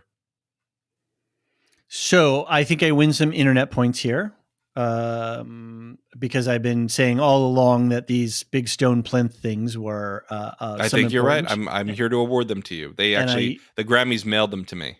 The Emmys. I just want to redeem it all in cereal. That's what I need. Just lots and lots of cereal. For the other shows, right? Yeah. Yes, exactly. So that I can steal myself when we we run into other issues. So this Mogideon, she's a creepy little creepster. Mm-hmm. She's the spider. That's her vibe. That's her vibe. She is spooky, scary. Lanfear, and she's got Lanfear beat, which is saying something because Lanfear is super powerful. Well, I'll say Lanfear's power level is above her. Okay. But she didn't expect to find her there, and she caught her in the webs. And that's Mogideon's strength, is she, like she said, I don't miss when I finally strike. Like, I might bide my time in the shadows a little bit, but I don't miss. Right. Cool. So good setup for next season. We've got all these Forsaken, like 6 we got Forsaken. 6 more Forsaken, so we got 7 total now. Right. We would have had 8, but Ishi's dead. Right. A lot of villains running around. Season 2. Here we go. Yep. All right, David, do we have some feedback for today? We have a ton of feedback, in fact. Oh, boy. So let's get into it. First up, we've got Sadie on the Discord. I pulled this one because I thought it was a important question. Okay. Sadie says, I feel like I'm really missing something with the whole Demone thing. So they capture channelers, then turn them into weapons, I guess. But how are their powers less or more than they would be on their own? And how does the caller control them exactly? So I think we definitely got some answers in this episode for that. Do you want to talk a little bit? What more can you talk about? This? Yeah, well, they don't. It doesn't make them more or less powerful, right? The thing is that the Sul'dam, because they're slavers and they don't really care if these people live or die, other than like resource management, they will push them harder than they would be pushed in the White Tower, and so they may access more of their power than they normally would because they're being pushed so hard. But they're risking burning out because they're being pushed so hard. Right. And how do they control them? Well, now you know. It's actually a channeler controlling another channeler and linking with them. And with a mechanical device that augments the relationship. Right. That forces them to, well, rather than augment, I think forces one to be able to control the other. Okay. Interesting. Because Nynaeve says something about the presence that she feels. Yeah, she feels the other person's like bundle of emotions, basically. Right. Which is how warder bonds are described in the books. You feel a bundle of emotion in your mind from the warder. So there's a consistency there, and then this is just a mechanical device that made by another Aes Sedai. Right. It's a ter'angreal, just like the arches. It's a magical device, which, by the way, the Aes Sedai were pretty convinced you can't make ter'angreal anymore. Well, the Shanshan are. Right, which is a thing now, right? Now we've got to deal with that as well. Right. Can anyone else do them? Can anyone else make a different kind? It's a lot of questions here now opened up. Cool. All right, I hope that helps, Sadie, and obviously, reach out on the Discord more if you got more questions. John, do you remember our old friend Marta in Italy? Marta, I do. Helped us out with the great intel from when we were doing White Lotus Sicily, season 2. Wow, that seems like so long ago. I know, a lifetime. Anyway, Marta wrote in, and it's great to hear from you, Marta. She says, "Hello, guys. Remember me? I'm the listener from Italy. Yes, of course we remember you. I want to tell you how much I've been enjoying listening to your Wheel of Time recaps and analysis. Well, glad that they have been enjoyable, at least."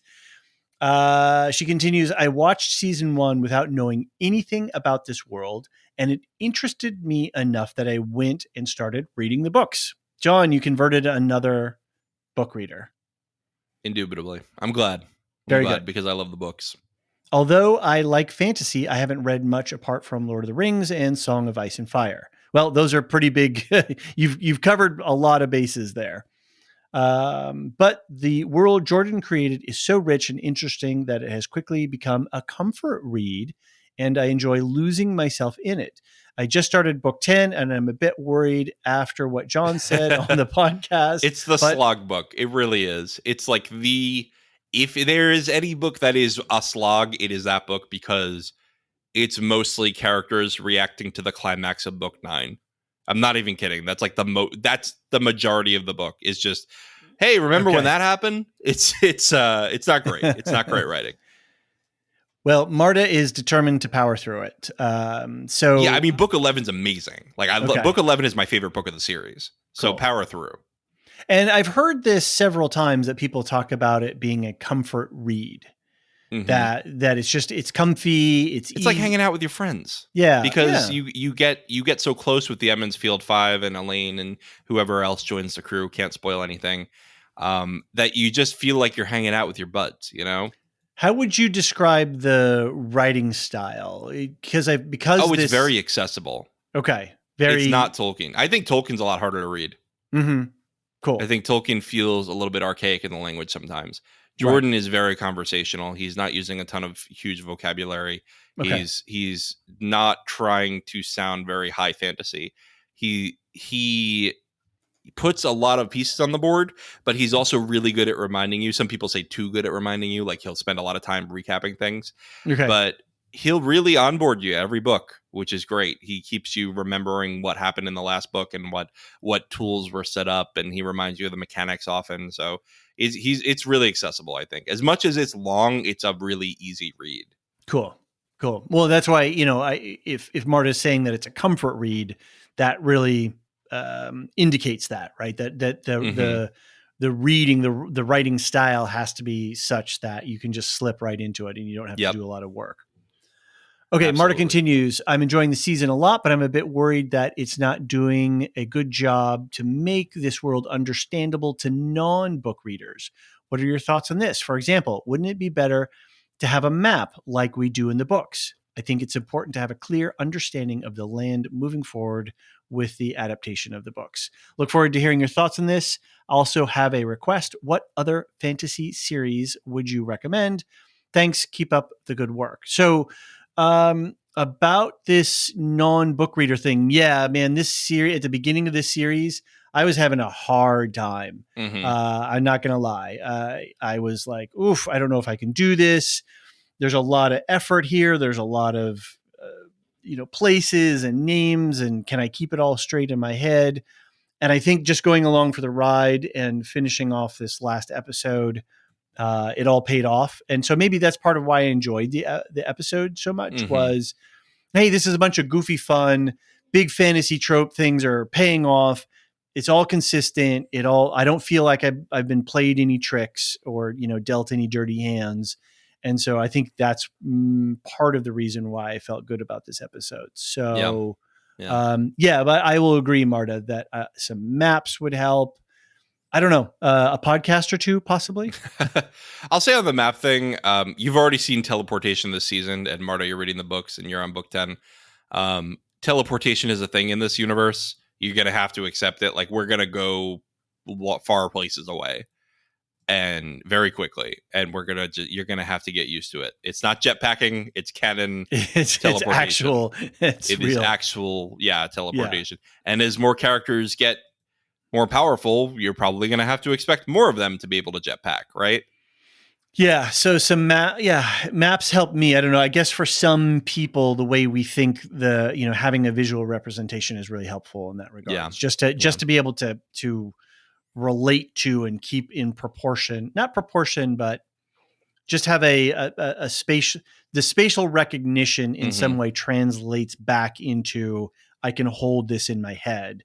Whereas something that occurs for me as abstract then becomes ephemeral and I lose it. But grounding it in geography helps me retain the information.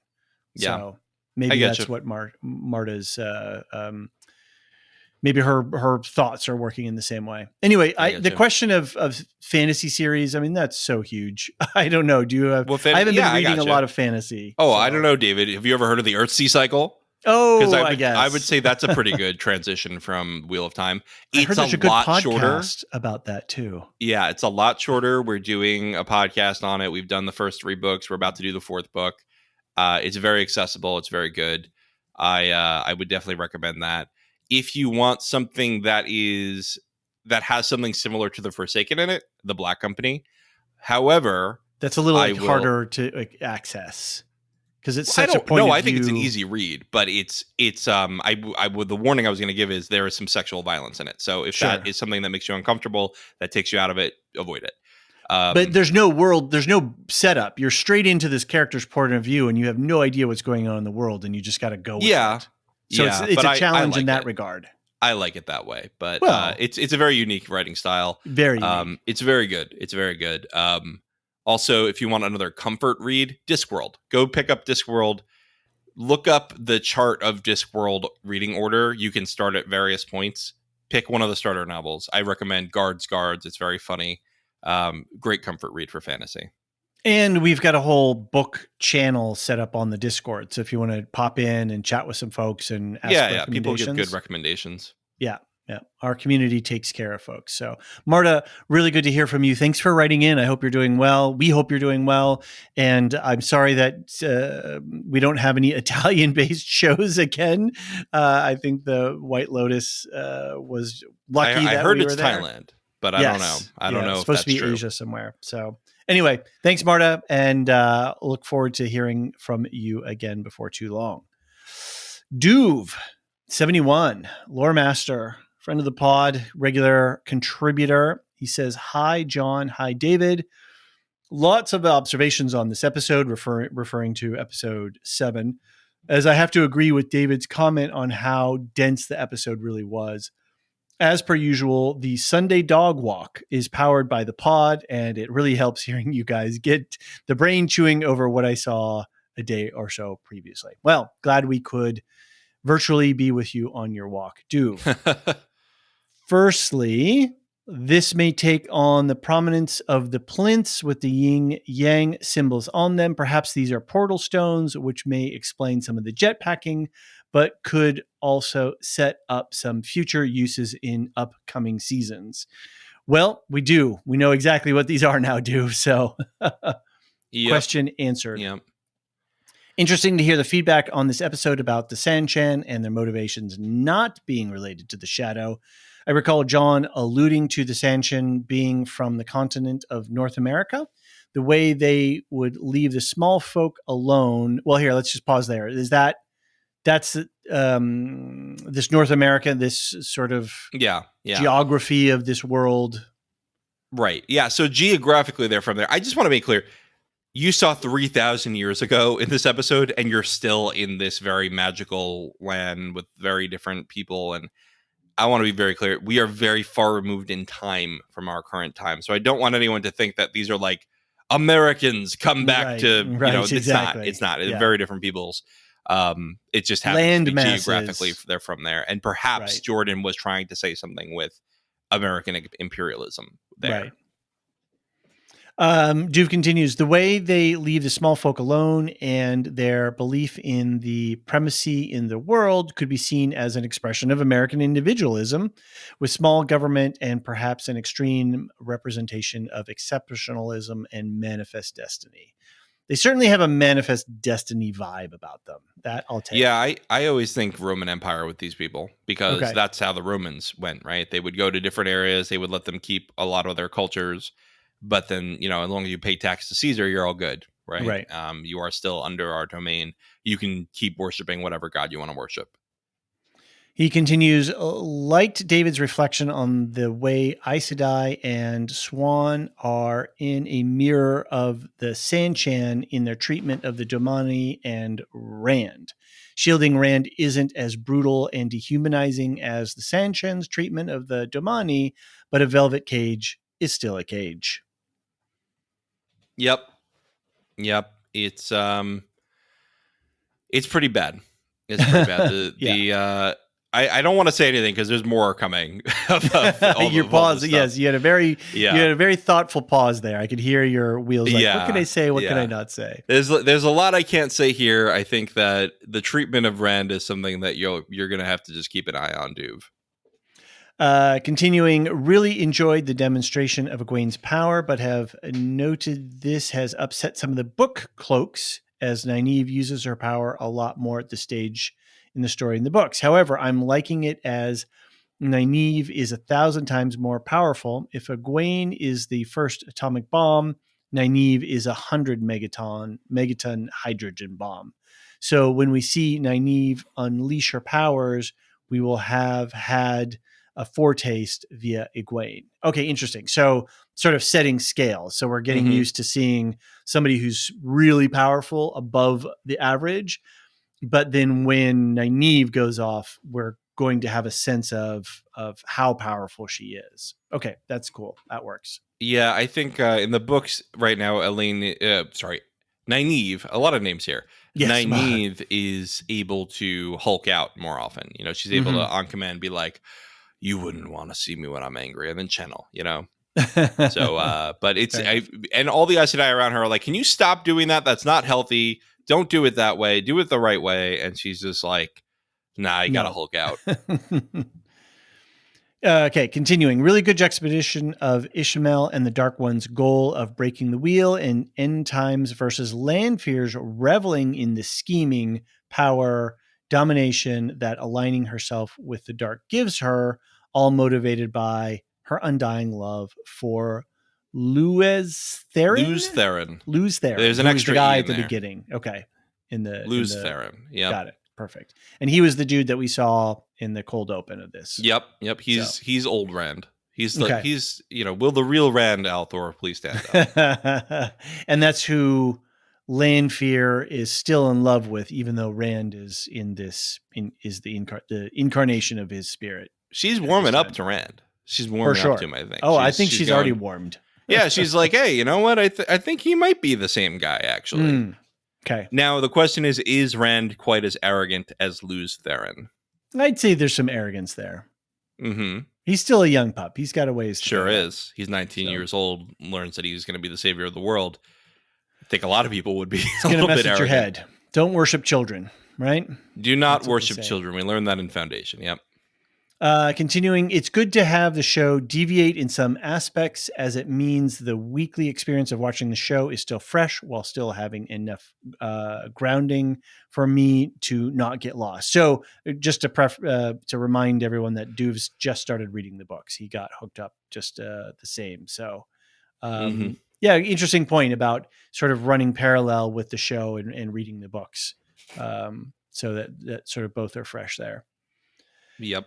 Continuing with Aiel, it seems to be very clan-based, which made me think of how Scottish clans were grouped in medieval times. You had your familial clans, but you could also be part of a larger clan, usually called a confederation. For example, Clan Davidson, my clan, Duv's clan, not my clan, were part of Clan Chattan. I believe I'm pronouncing that right.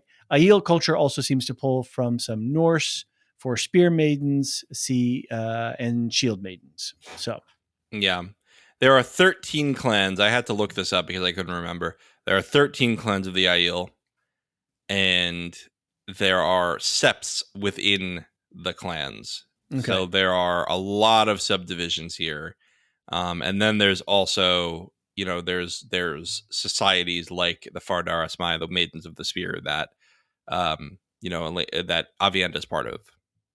So in Livingston's book, he goes into a lot of the our primary world's history for the sources of inspiration, not just inspiration, but actual detail. Yep. Does he talk? Because you've read all of Livingston's book. I haven't read it recently, just because I really wanted to dig into it more this season, but just we had so much going on with the shows, I just could not as much as I wanted to. Coverage. So. I'm going to look that up for the season wrap. All right, that's going to be my homework for the season wrap. Sounds good. Duve concludes, as ever, you guys are putting up some big shifts on the show. I see social media blowing up over the Wheel of Time with its hot takes and memes, but having the time, reflection, and analysis from the Lorehounds definitely gives a much deeper insight on the story and the show. So thanks again. Wandering the Ways with Lanfear. That's a dangerous game, Duve. It is. Careful Duve in there. 71. Thanks, Duve. Glad you have been enjoying it, and glad that we can be a kind of, we're not a sizzling hot spot of social media and hot takes and, arguing over. Except on the Ahsoka podcast. Yeah, but that was vigorous. That was vigorous, and It was a little spicy. So well argued. Duve tweeted at us. You know the Bill Hader meme when he's Stefan, he goes spicy. He tweeted that about our Ahsoka coverage. Funny. I think there was some other comments today too on it. So yeah. Anyway, thanks, Duve. I'm glad you enjoyed it, and I'll look forward to hearing some thoughts for the season wrap. Maddie writes in, says, "Hey, Lorehounds. Hey, Maddie. I'm a huge fan of the Wheel of Time show. I haven't read the books, but my husband has, so we have a fun dynamic when watching the show, similar to the two of you. He's keeping track of all of my theories, my favorites of which is predicting Nynaeve's next meltdown." Fair enough. My question for you is about Elaine's red hair. I feel that it is it's well established in the show that although not 100% of the time, red hair is a trait associated with the Aiel. I really enjoy her as an actress and I like Elaine's character, but I wonder why they didn't change her hair color. I can't stop wondering if she has some association with the Aiel. As you've commented, the costuming for the show seems intentional all around. So to me, her red hair seems like an oversight unless it means something. Do you have thoughts on this to share, or do I have to wait to find out?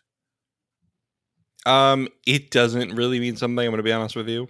It's she's described as having reddish gold hair in the books. I think it's just character description. The like really red hair that Rand has, that's a very Aiel thing. Although now they've had Avienda come in with not really that hair, so it's I think part of it is just like adapting the hair color inconsistently. Yeah, but it's hard to get actors, because I think Avienda would look goofy with that hair, right? Mm-hmm. And so would most of the Aiel probably. Most people would look goofy with certain hairstyles with bright red hair, especially when it's dyed, right? Like it's not natural, right. And so. It's tough.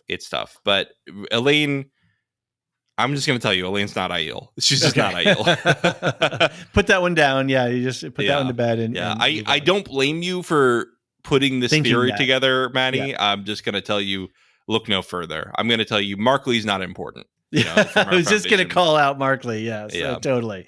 Don't look for. Sometimes shadows are just shadows in these shows. So we're trained to look for these things. So, and that's why we have feedback. So you can write in and do this exact thing. So, Maddie, I don't think that's a big spoiler to say she's not Aiel. I think it's fine. I think it'll be fine. Maddie, thank you for writing in. It's good to hear from you, and we hope to hear from you again. And if you got some fun theories that you want to throw in for the season wrap, we would love to hear them. So send in your emails. Yep. All right. Last up is Renee M. Says, "Hi guys, thanks for your episode breakdowns. They make viewing more enjoyable. I've not read the books, but they're on my list to do so." John, you have been a book. You have probably converted more people to the books on this podcast that we're never going to get any revenue from the publishers from. I'm an evangelist. Oh, it's been a while since you've cracked wise like that. I like that. That's very good. All right. We didn't get a Rand song. We still need a Rand song. Because the one I thought of, I can't do because Paul Simon's going to sue me. You can't get it, and you can't get around it. It's stuck in your head. So I can't. It's just there. It's not happening. Okay. Well, we're waiting. We're all waiting for your next song. We've got to have that. We got to put out. You got one for Ahsoka. For some reason, the Star Wars songs become musical for me. That'll be a fun, swag merch thing in the future. All the Lorehounds greatest hits. After we put a CD of 10 seconds clips. Yeah, exactly. Yeah, that'd be perfect. All right, Renee continues. Your podcast for season 2, episode 7 is the first one I listened to, having found you a bit late. So forgive me if this has already been asked and answered. Was there a discussion or statement as to how the adaptation of 15 books would be adapted? As it seems that so far they're equal to 1 book per season. Is it truly intended to have 14 or 15 seasons? Thanks Definitely again, not. Renee M from Yosemite. Renee, thanks for writing in. It's great to hear from new listeners. Welcome. Thank you for taking the time for writing in, and definitely write in some more. John, how the hell are they going to adapt 15 books into a reasonable good question. Television season? Yeah, it's a good question. The early books are set up much more discreetly with like this is the beginning, middle, and end of it. And so I think they need to combine. I think they need to mostly do 1-to-1 with the first couple seasons. Mm-hmm. However, they've given us all we need from the first 3 books now, even though they mostly did book 2 this season. There is something big that they didn't do in this season from book 3, but they can absolutely move it to later, and that would be totally fine. They said that they're going to do a straight adaptation of book 4 for season 3. So they are, and book 4 is a lot of people like general consensus is it's the best book. Okay. Um, I disagree. Actually, I like book 11 better and book Right. 6 better. But yeah, I really like book 4. I think book 4 is my number 3 out of the series. And anyway, so they are. I believe they plan to do 8 seasons. The other thing I'll say is there's a lot you can cut in the middle books from books like 7 to 10. There's a lot you can cut without losing much. So it's great reading. Like I really enjoy the plot lines, but the things that affect the main plot, I think you could sum up in a season from all those books. You could do Okay. like 4 books in one season, Okay. and it would be fine. And we don't have any specific news from Rafe Judkins or the studio. They started filming season 3 a while ago. I don't know what happened with the strikes and all that. Right, but it's not like Goyer with Foundation, who's like clear, like I want 8, and I've got off ramps here and here. They haven't come out and said explicitly how many they're going to aim for. I don't know how you could have off ramps in the show. I think that Mm-hmm. David Goyer, because he's doing a lot more of a loose adaptation, is Inspiration able to versus do that. adaptation. Yeah, Yeah. yeah. I do have here. I just googled it. Rafe Judkins has said he intends to do 8 seasons. So the showrunner has There said you I go. want to do 8 seasons. Okay. So Fresh off yeah, the there internets. is a source for it. It's not just made up. Okay. Excellent. If they are doing a season every other year, that's a problem. So they really need to speed up the production on this. You're not going to lock down these actors for 16 years. No, it's going to be hard. It's going to be that's hard on actors is to be locked into these because these are Right. especially locations and the time that's involved and all that kind of stuff. So if they're leapfrogging forward, if they're already like say season 3 is already in the can and into post production by now, that's awesome because they can keep that pace running forward. So yeah, I really hope we get a season 3 in 2024. With the strikes, I'm not sure. Right. We just have to see. Hopefully. We'll see what they do. Okay. Well, that's it for feedback. Again, thanks, Renee, for writing in. Thanks for Maddie.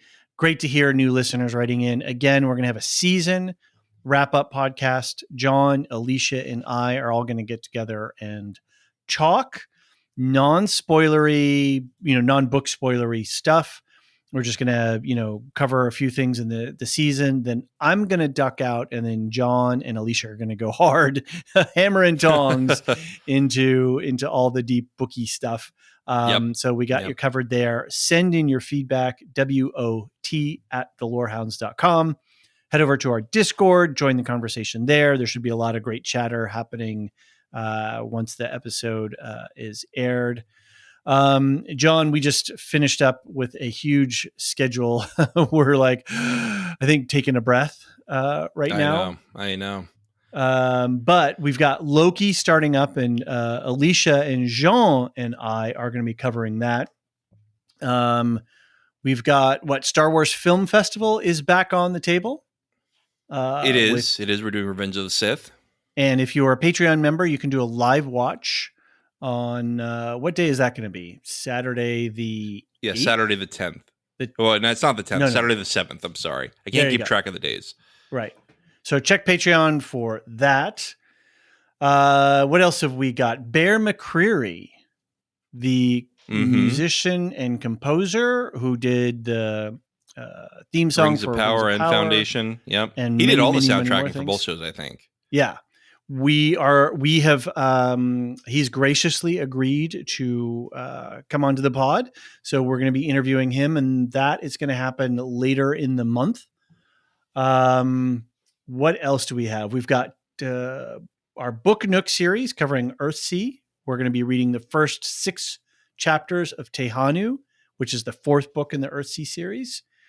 And I don't know what else we got. Well, the creator, Jean and Elysia and I are going to do a one shot for that movie. And then John, you're going to do something with Fall of the House of Usher. Yeah, Another I one think we're shot. gonna do something. Elysia and I are probably gonna do something. We'll see. We got to work out some details, but Okay. something's gonna happen around that show. Right.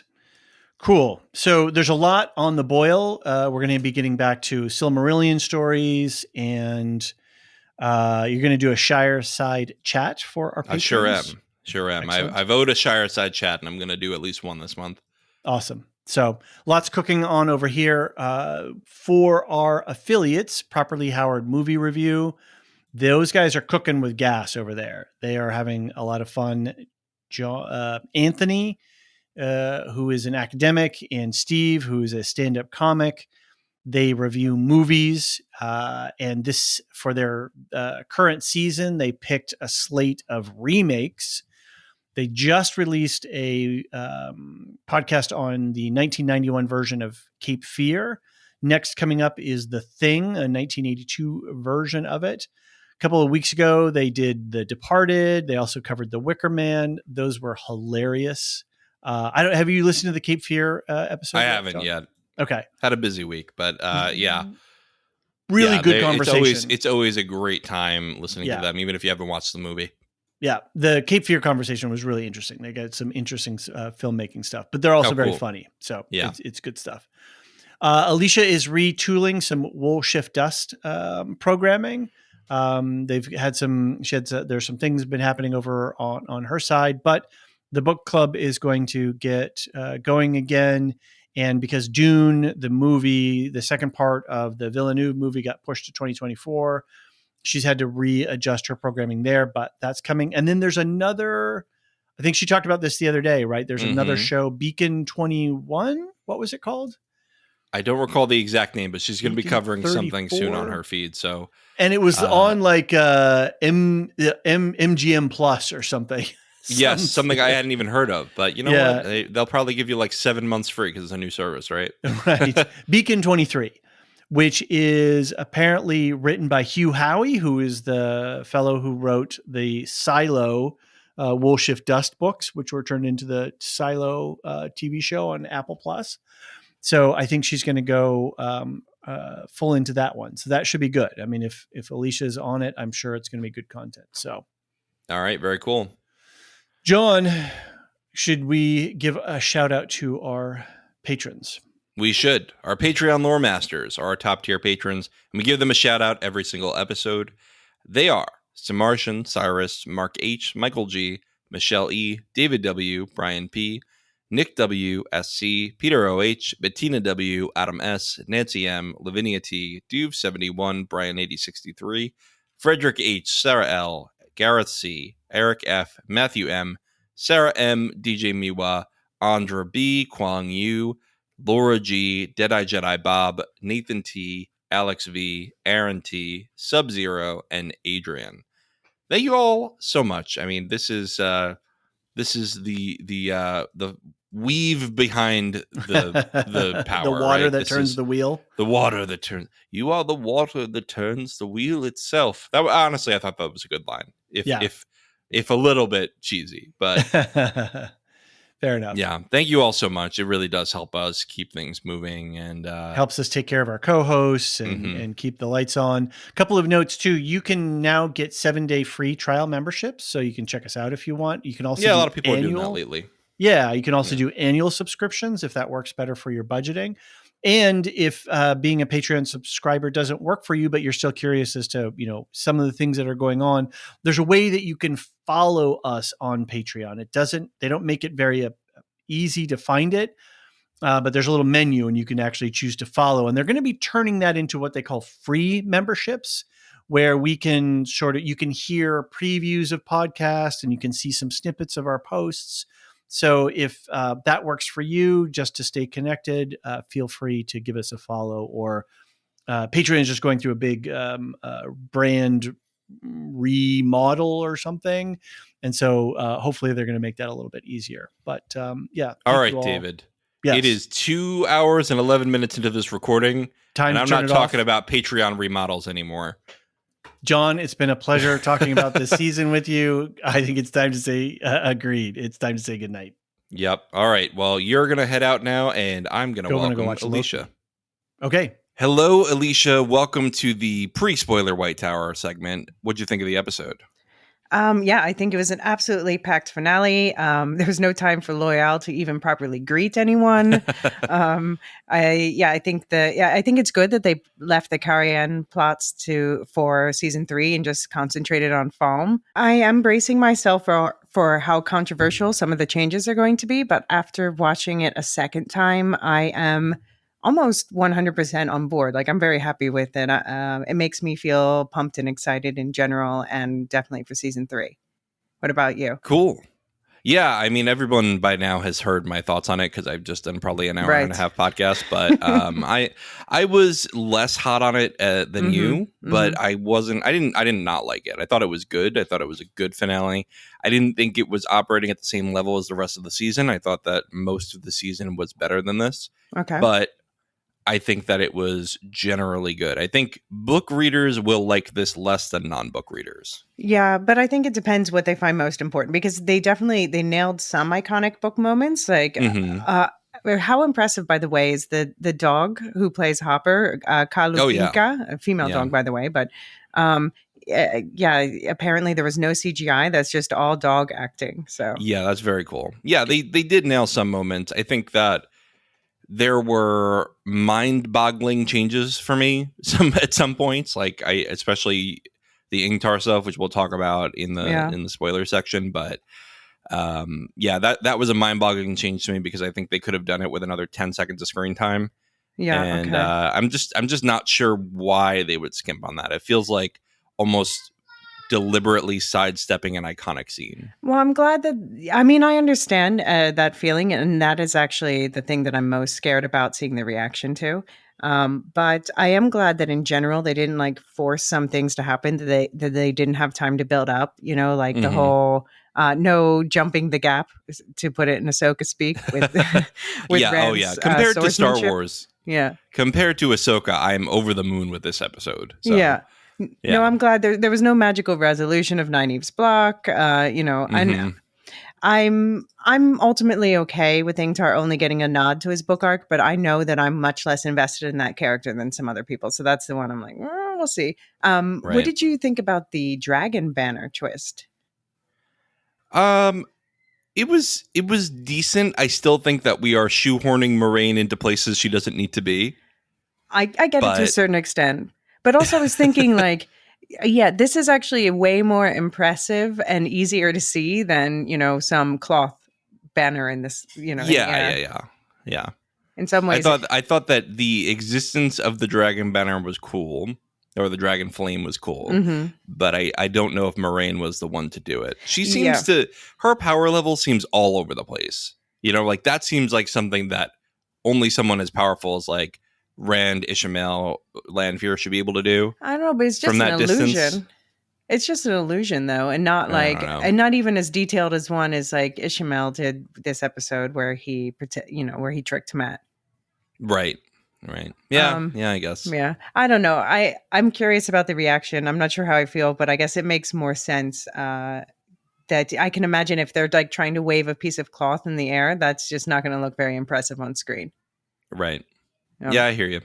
No, I'm fine with how it looked. I think my only issue would be that who did it, but it didn't like take me out of it either. It was fine. I think that in general, my complaint of we cast as such a big name for Moraine that we have to shoehorn her into everything, even when she doesn't belong there for the story. Like sometimes it feels like it's more for the service of the actor than the story. Okay, and that's but where I don't think it's more for the service of the actor per se. Like, okay, of course it's there that she's an executive producer and a big name, but I think it's also from the audience's perspective that they want to see these characters they've been getting to know. They want to see them continue to play a big role, especially with such a big cast. It's an overwhelming size of cast for a lot of new people, especially. Yeah, look, I like the ensemble cast. I think that it's good to have more of a focus on characters other than Rand earlier on. I don't know if I agree with all of their choices on who to focus on at what time. I think, and it's a preference thing. It's a judgment call thing. Fair. I don't think I could do better, honestly. Right. I just don't know if I like it either. No, Sometimes. okay, that's fair. But hey, I'm very excited about the tease for next season because we got my favorite of the Forsaken showing up, and we got confirmation that it was everything that everybody hoped. Leia Costa is Moghedian. I thought of you as soon as I saw her. I was like, okay, at least she'll be happy. I might have like jumped up and cheered at the screen. Yeah. Well, that's good. That's great. Yeah. And it's exciting that they're all out, all 6. We know one is Samael, and we still have 3 left to confirm. Yep. And yeah, I'm glad that they confirmed Samael, which I don't know. Again, he's not that big of a character in the book, so I wonder if they're going to have to combine him with Robin or something. Yeah, I think so. Although my only question, well, okay, we'll save that for book spoilers. Yeah, we got to be careful here. So, yeah. All right, let's head on to the book spoiler section. Before we do that, I just want to mention you will be on the full season wrap up with us, Right. so people will get a lot more of your thoughts, including spoiler free thoughts on that. So Looking if forward to you it. are enjoying Elysia, come back for the season wrap up, which will be out in about a week. All right, Elysia, time for a quick break. When we get back, we're going to talk full book spoilers.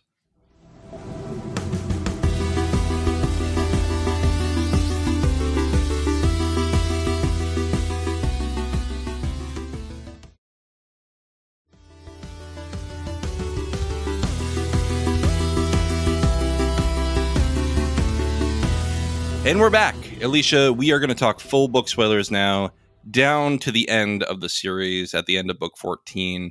So if you don't want those, be gone with you and come back for the season wrap. Elysia, what are your spoilery thoughts on this episode? Okay, well, Hopper finally died. Not happy about it, but the Band-Aid's been ripped off. Do you think they should have given us the Wolf Dream tease to soothe animal-loving souls this season? No, you think it's good to leave it like? Loss. All right, it just seems like I think the only problem is that the first season finale, which we acknowledge, got beaten with the COVID stick, as I've seen it put. That had too many fake out deaths. And obviously this is a canon one and this is exactly as it should be. But I just wonder if people will be annoyed after all the stuff like Loyal and Uno and stuff last season. I don't think so. I don't consider this a fake out death because Hopper did die. Yeah. Hopper will just introduce a new plane. That's true. That's not a fake out. That's a new piece of lore that we've already had teased anyway this season. Right. Okay. No, that's fair. And I'm very, I guess maybe I'm just like, as much as we can get all the dreaming stuff, the sooner the better. That's just my general philosophy. Yeah, the dreaming stuff is certainly one of the most unique parts of the Wheel of Time and something that I think is the strongest part of it. Yeah, I agree. It makes it stand out. Yeah, and we got also another thing that makes it stand out is Age of Legends, and we didn't get to see any Joe cards this time, but we got to see some sympathy for the devil. Luz locking up Ishamael.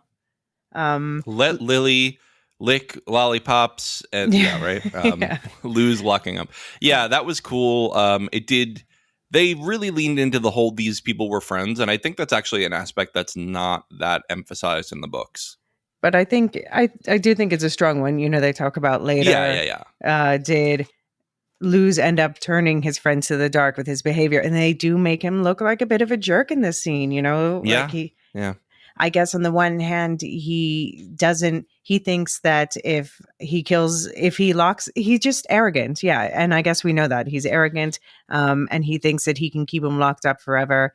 And that's better than taking the risk of what Ishamael will be in his next life. Right. He thinks he can make it the last battle. Right. And he just can't. And I think what Rand has over Luz in the end is that he submits to his role in the wheel, and he understands that this will happen again, but for now it's enough to solve the problem for today. It does make me wonder if maybe that's it's blessing that he wasn't raised. Rand wasn't raised Aiel. He wasn't raised in the palace. He ended up being adopted and raised in a small backwater town, and maybe Right. that made him more humble. Right. And by a really kind man, right? Yes, yeah. By a man who taught him balance and kindness and humility. Yeah, like you said. Yeah. And it's funny that Lou said that this seal, not even I will be able to break. And then, cut to last season finale, Rand breaking that very seal. Well, I guess Luz himself didn't break it, but it's basically the same. Yeah. Yes, he's a nice Sedai after all. Yep, he is. Yeah, and so we also got, speaking of Forsaken, we got some more teases of Lanfear's talents. We got a more direct look at traveling, and it seems she's one of the ones, it's a talent in this universe to be able to detect that a woman has power without her channeling. Yeah, so can I ask you, Rafe was on, I see people dissecting Rafe's comments on Twitter, how he's saying, oh, there was a really important weave in episode 7. Was that traveling? Is that what you were saying? That's what I thought. Okay. I think that's right. I think that that Lanfear knows how to travel. Yeah, when we saw her, she's she channels in the ways, and Rand's like, watch out, you're gonna call out Mashin Chin, and she's Mashin whatever, however you say it. Yeah. And she's like, well, actually I have a better way to travel. I just can't carry this extra dead weight, and then they disappear. So Right. Yeah. Why did she drop them off just outside Falm though? Yeah, I mean, it does. I do have like some minor quibbles with that. It goes back to your whole question of like, why did it have to be Moraine? I don't know, because it's best for the audience. It's someone they know, and that was just a convenient plot point. Like, how did she know that Moraine needed to be X amount of distance from Falm so that she could, raise that dragon at the right time? Right. Yeah, I mean, I could understand not wanting it to be Rand because you want him to still be hesitant to be the dragon. Right. But wouldn't it have been cool to have it be like Egwene, somebody who knows him and is starting Egwene to was accept. busy. Egwene was busy. Yeah. She was tied up. Yeah. But yeah, we also got as far as book changes, book for foreshadowing, book direct adaptation. I don't know. We got an Ashandarai tease where I thought that was clever, where Matt, tied the dagger to a pole. Yeah, definitely. But it is interesting that Fane seems to be able to just handle the dagger freely. So I guess this must be telling us that the corruption is deep in his soul, because we see this dagger just absolutely slice through everything else and corrupt, like send that black goo all over the horn box later. Yeah. I was a little bit peeved by Fane seemingly having no effect from the dagger. I mean, I have to. That was so pointed. It has to be on purpose. Yeah, the Ashandare. How are you saying it? Because I heard Ashandare in the book, the audiobooks. But honestly, that's probably correct. Well, you have the audio. We'll find out. Yeah, exactly. We'll find out, because they've also changed things from the audiobooks too. So who knows? But yeah, I thought it was a cool way to sort of bring that in earlier, but also have it linked to the dagger. And right. I kind of like how Matt gave him the wound. I think that was cool. Yeah, that was an ugly wound. I mean, that was uglier than I pictured it in the books, which honestly it's good. I mean, bad, but right. It appropriate. Looks evil. Right. Yeah. You can see like that's going to hurt him forever. Yeah, I think that they did a really good job portraying that and portraying that, he was healed, but he wasn't. And that's going to be a recurring thing. And I think they should keep in where, like Alana bonds him and goes, how do you live with that pain? How do you live with that on a daily basis? Right. And I believe that, looking at that wound. Yeah. Mm-hmm. So to assuage the fears of book fans, do you still think we're getting the full dagger heal, the fight with the Truckhound brothers and the Finns? Okay. The Finns, yes. Okay. Because you need the Tower of Midnight, or I mean, that would be a silly thing to skip. Yeah. The Gowan fight, I hope, and I think there's a possibility there because we haven't even met the characters yet. Yeah, I think start of And season 3 would be perfect. They have to do yeah. tower stuff. What was the third thing that you asked me about? Oh, is he going to be fully influenced by the dagger? Oh, healed by it. Just like, yeah, get that dagger out of here. I don't know if they're going to heal him again because I think that they should make that triumph meaningful, his resistance to it. Okay. But I think that the Aes Sedai should lock it up. I think that dagger needs to go away a little bit. Yeah. And then, I think that they need to resolve why Pain didn't react to it. But I have to assume that's being set up because they made it so clear. Like, this dagger is poison to everything and everyone except this man. Yeah. Yeah. And Fane does have it long term in the book, doesn't he? Mm-hmm, mm-hmm. He gets it back from the Aes Sedai and kills somebody. And we haven't even seen him start to really go nuts. Yeah. I love unhinged Fane. I think actually, I think he's underused in the last few books. Yeah. And I mean, I like the idea that he was being set up to be the next Dark One, which is the theory I subscribe to. Okay.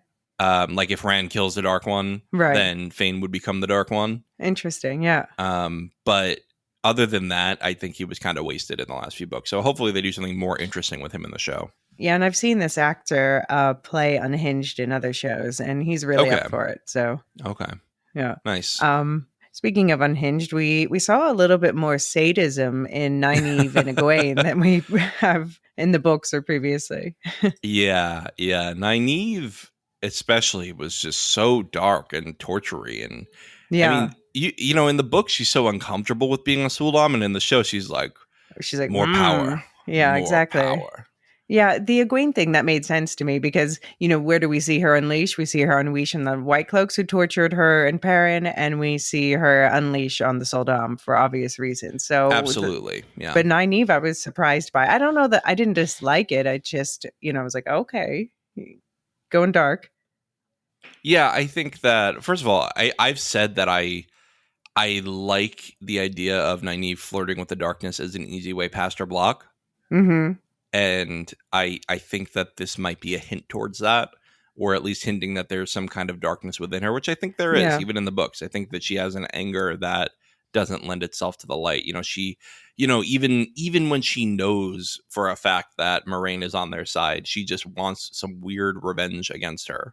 Yeah. Until basically she's presumed dead. I personally did not see that in the books, but since you had said that previously, I did think about you when I saw that. I was like, well, yeah, this is definitely showing that, that's obviously more there in the books because, you know, the people who are writing this, you know, Sarah and Rafe, they see that too, obviously. Right. Yeah. Right. So I'm all for that change. I think you do not need Rena. Just kill her. Fine. You know, she shows up later a little bit, but it's not very meaningful. Yeah. Show only fans, I think, are going to love that she goes out because she's obviously earned a lot of hatred. But the only thing is it means that it's not necessarily exposed to Suroth that the Soldams can actually channel. Yeah. I do like that they did that. I wonder who's going to know though, because everyone's dead, right? Mm-hmm, exactly. So it becomes a secret, but then also like the one who finds them is Alwyn, and she uses that as blackmail to become Suroth's voice, but she's already Suroth's voice in the show. So I can see they're streamlining, but that makes me wonder if that's going to be a card that they play later to reveal that. Yeah. Well, because you have the mat with Tuon too, where he's like, "Hey, you can channel, dude. You got to stop with this slavery thing." Yeah. And I like that Egwene saved herself. You and I talked about that previously, privately, but I think the breakup next season is going to be so awkward, especially with we saw the Rand and Lane meet cute here. What did you think of that? Guardian Angel, it was fine. It was kind of cheesy, but it was fun. I really like. He's like, "Who are you?" And she goes, "Elaine." Like, why are you even asking right now? Like, I'm trying to save your life, buddy. I'm the person who can heal. Yeah. Right. She seemed almost like offended that he asked. Yeah. Yeah, she was really coming off as the nice girl in comparison to the others this episode. Mhm. But yeah, what was up with okay, so she got shot in the leg with the arrow. And I understand you don't want to pull the tip of the arrow out, but why was Nynaeve pushing the feather fletching through her leg as well? Because whoever wrote that scene didn't have first aid training. I have to say, my mom and I were disagreeing about what Nynaeve said after that because, we don't have subtitles and the sound mixing isn't the greatest on the screeners. And so we had to rewatch that pushing the fletching through the leg several times as we tried to rewind and figure out what she was saying after that. Like, no. Fair enough. Yeah, it was. I think it was fine to have her, have this injury. It was slowing them down, and Yeah. added to the dramatic tension. Yeah, fair. Yeah, we finally got the full makeup between Moraine and Lan. Now the unmasking ceremony was lovely, very elaborate though, and it made me wonder, are Alana and Maxim doing this every time before they fight or have sex? What was that unmasking, or was that rebonding? Was the bond like severed for some reason at some point? Could it have been severed? I don't know. It seemed to me like it was bonding again. Okay. But I don't know. It You're did right. I look don't have like any a reason to bonding, be like but it's. yeah. Also, It they were did- absolutely going to make out like in 10 more seconds of being together. A lot of tension there. Yeah, we didn't get a Nynaeve makeup, but actually, I didn't even think about it until like I was halfway through the second watch. We got that nice Nynaeve scene earlier in the season, and I'm happy to wait for season 3 for more. Yep.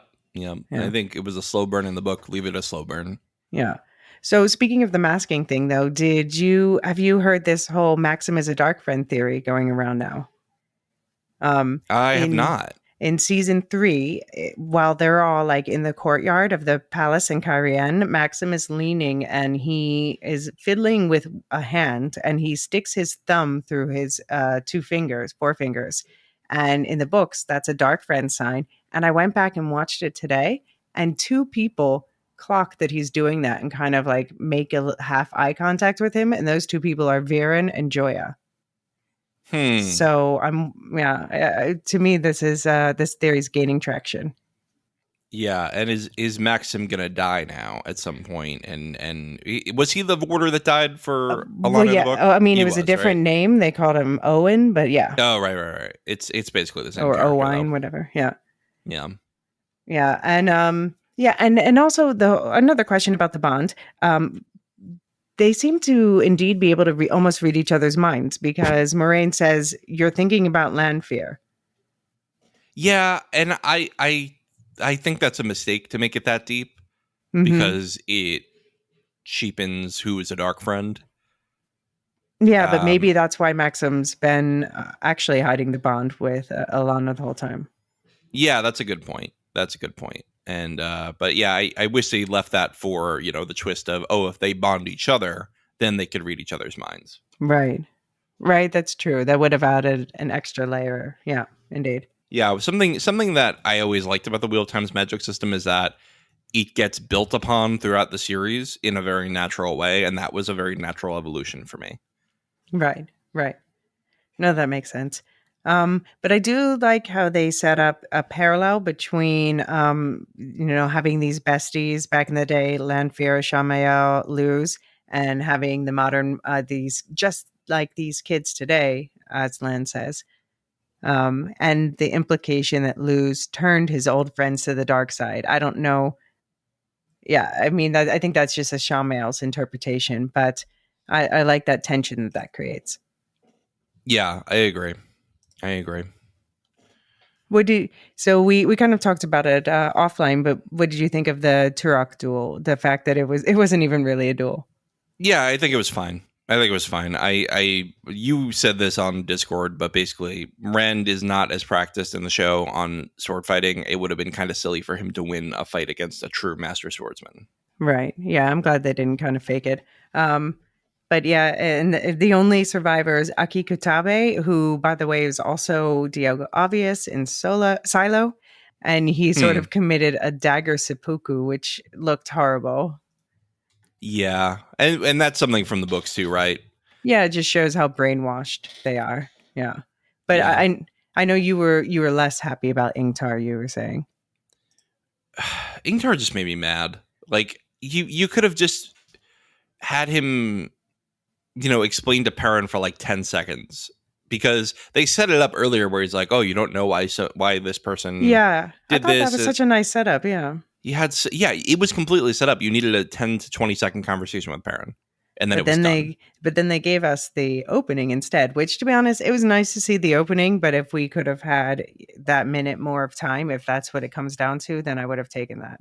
You're not on cable. We could have made it another minute long. I don't Yeah, understand. I There's no don't excuse for that. It's not even like something that requires a budget, right? It's not an expensive piece. It's a piece of dialogue that you could do in the alleyway. Right, right. And I mean, I wonder. It feels like they probably cut stuff out. Like we know that we know that they cut out that Min vision. So we got a spoiler in the do not spoil section for episode 7. But let's not even say, because they're gonna people. Actually, no, because it's not gonna happen again, right? Well, no, because now it's already the actual thing. Min had a vision of Ishamael dying. Right. So And now that's happened. Yeah, so you're right. Okay, let's say it. Yeah. Yeah, and maybe that's Rafe Judkins, the showrunner, made an allusion to there being a deleted scene having to do with Min's vision. So I'm assuming it's that. So, but yeah, I wonder if they cut things out of this episode too. Yeah. I think probably. And I understand the need to do that. These are long episodes, but Yeah. I think that people are too sensitive about that. I mean, like, look at Stranger Things. People were praising the fact that some episodes were less than an hour, some episodes were 90 minutes. It's people want the story to be told the way it wants to be told, right? And The Last of Us, same thing. You had a 45-minute finale, you had a 90-minute opening episode. Right. I don't. In the era of streaming, you do not need to be as cautious as you needed to be on network television. I don't understand why we're still playing these kinds of games of, oh, we got to cut this here. Like if it is dragging, if it feels too long, fine. But I don't understand how something like Ingtar needs to get cut. That's something that's fascinating, I think. And that adds a whole, like, people we love and people we trust could be dark friends. And also the other question of, if you've pledged yourself from the dark, is there a way back? But no, I do find that interesting, and it was good to in the books that we got his redemption arc. But I am wondering, like, every episode has pretty much been an hour and 6 minutes exactly. So that makes me wonder: is there a certain limit put on it from I don't even know what? From a CEO entrepreneur born in 1964? Yeah, I don't know. I don't know. Anyway, so we did find time to get another glimpse of Bail Damon. So I'm excited about that, obviously. And we find out that Celine sold him the Quain Diar from her own broken seal. So she was like either setting him up or setting Moraine up. Yeah, and that's a great question too. Like, why, if she wants Moraine dead, why does she bait her back in? Yeah. Yeah, she seems to like to toy with Moraine. Maybe it's like a cat toying with a mouse, but I don't know. Yeah. And it was funny that when she finds Bale, he seems to be like looting from some vendors while the battle's going on. He's just like quietly taking some stuff and putting it in his bag. Yeah. Bill's sliminess has always been fun. Yeah. And I guess he's still just like waiting on the boat instead of for the Wonder Girls. He's waiting for Lanfear. So I'm guessing next season they just have to pick up the same day. Maybe. They definitely could, and I would be fine with that. Yeah, I'll be happy. And I just want to shout out Lanfear was wearing a really cool piece of jewelry, like a dragon wrapped around her ear. I don't know if that has any more symbolic meaning other than obviously her attachment to the dragon. But I have a similar piece of jewelry and I like it. That's funny. Cool. For Surath, now Ishamael said to her that she needed to get her strongest channelers, her strongest Suldam and Damane out to the ships. And obviously that was to shield Rand. But it did make me realize that we still don't know her motivation for joining the dark side. So I'm very curious what that's going to be. Uh, yeah, I love that Matt shows up. And first of all, I think he should have recognized Loyal because they did meet before he didn't go through Oh, the true. gateway. But and obviously, Gear is memorable. Mm-hmm. But I was personally quite happy with the whole horn sequence. What did you think? Yeah, I thought it was good. I at first I was like, why are they solid? But then when they were doing the effect of, the blurred motion, I thought that was cool. That was a cool way to do it. It was Yeah. unique. It wasn't just standard ghostly fixtures or whatever. And I like that they slow mode everything else to like give it a breather, give a moment. Oh, you for like that the to- slow-mo? My mom didn't, but I Oh, liked it. I hated the slow-mo. Okay. I thought that it just overused slow-mo is like one of my pet peeves. And that might just be a me problem, but it just like makes you go, Yeah. all right, can we get to the next thing? All But right. this was Okay. literally like a mystical effect of it. This wasn't just doing it for visual effect. This was an actual thing happening in the world where Matt and the heroes were moving in real time, but everything else slowed down so that we had a moment to register what was happening and interact with Okay. these new faces. I still hated it. Fair. I mean, it didn't ruin it for me. I'm just Yeah. like, I just don't like the effect. Okay. No, fair. I love the variety of the heroes' looks, though. We definitely saw Amarasu and Arthur and what looked like Brigitte or Brigitte. Mm-hmm. I don't know. I did not love her look, but I think it was just a bad wig that they would hopefully Okay. fix. And next Yeah. to her was Uno. And since he's next to her, I'm wondering if that he genuinely could be a reincarnation of God Arcane. Yeah, I think that that's very possible. He is pretty ugly. No, I'm just kidding. I'm just kidding. But no, I think he fits the description rough that we've enough, yeah. heard, right? Yeah, he's gruff. Exactly. Yeah. I hope so because that's a nice thing, and we find out that Matt himself is a hero of the Horn, which makes sense to me because that's why he has this old tongue in his head and everything. Man, but I kind of don't like it. That's one change. It didn't I didn't hate it, but it kind of bothered me because one of my favorite humorous moments, some of the best humor in it is in the last battle when Matt's like, "Am I one of you?" And one of them goes, "I knew it. I knew you were gonna ask." And it just left ambiguous, and I love it. Okay, yeah. I actually that would have since you brought that up previously, that would have been a great interaction to have with Arthur Hawking. Yeah, right. That would have been great in this episode, even. Yeah, yeah, exactly. Yeah, and we got that cheesy speech from Loyal, which I kind of have to giggle at warmly, where he's like, "We are all heroes of another age, legend." Yeah, a little cringe, a little bit cringe. Yeah, but I guess it's explaining the Uno Matt thing, but I hope they just really do lean into it. I don't know. I think Matt needed his thing, and being not just the one who happened to blow the horn, but being tied to it in some way, I think is a nice touch. Yeah. Now, about we also got a reference to there's the prophecy above the watchers shall the dragon be proclaimed, bannered across the sky in fire. So that was nice that it was actually literal fire. But and I liked how Joffrey, or sorry, what's his name? Geoffram. How do you say his name? Joffram. Joffram. I think yeah. Jeffram. Yeah. Anyway, Daddy Bornhold. He may he rest in peace. Don't have to worry about him anymore. Yeah. Yeah. I loved that whole sequence, by the way, with Hopper. And then, I was cheering Perrin on to kill him after that. And then you understand his son sees it, and that just sets everything up perfectly. But we also got, even though he was a nicer one, he's still talking about prophecies or just the lies of long dead witches. So he's just as biased as everyone else.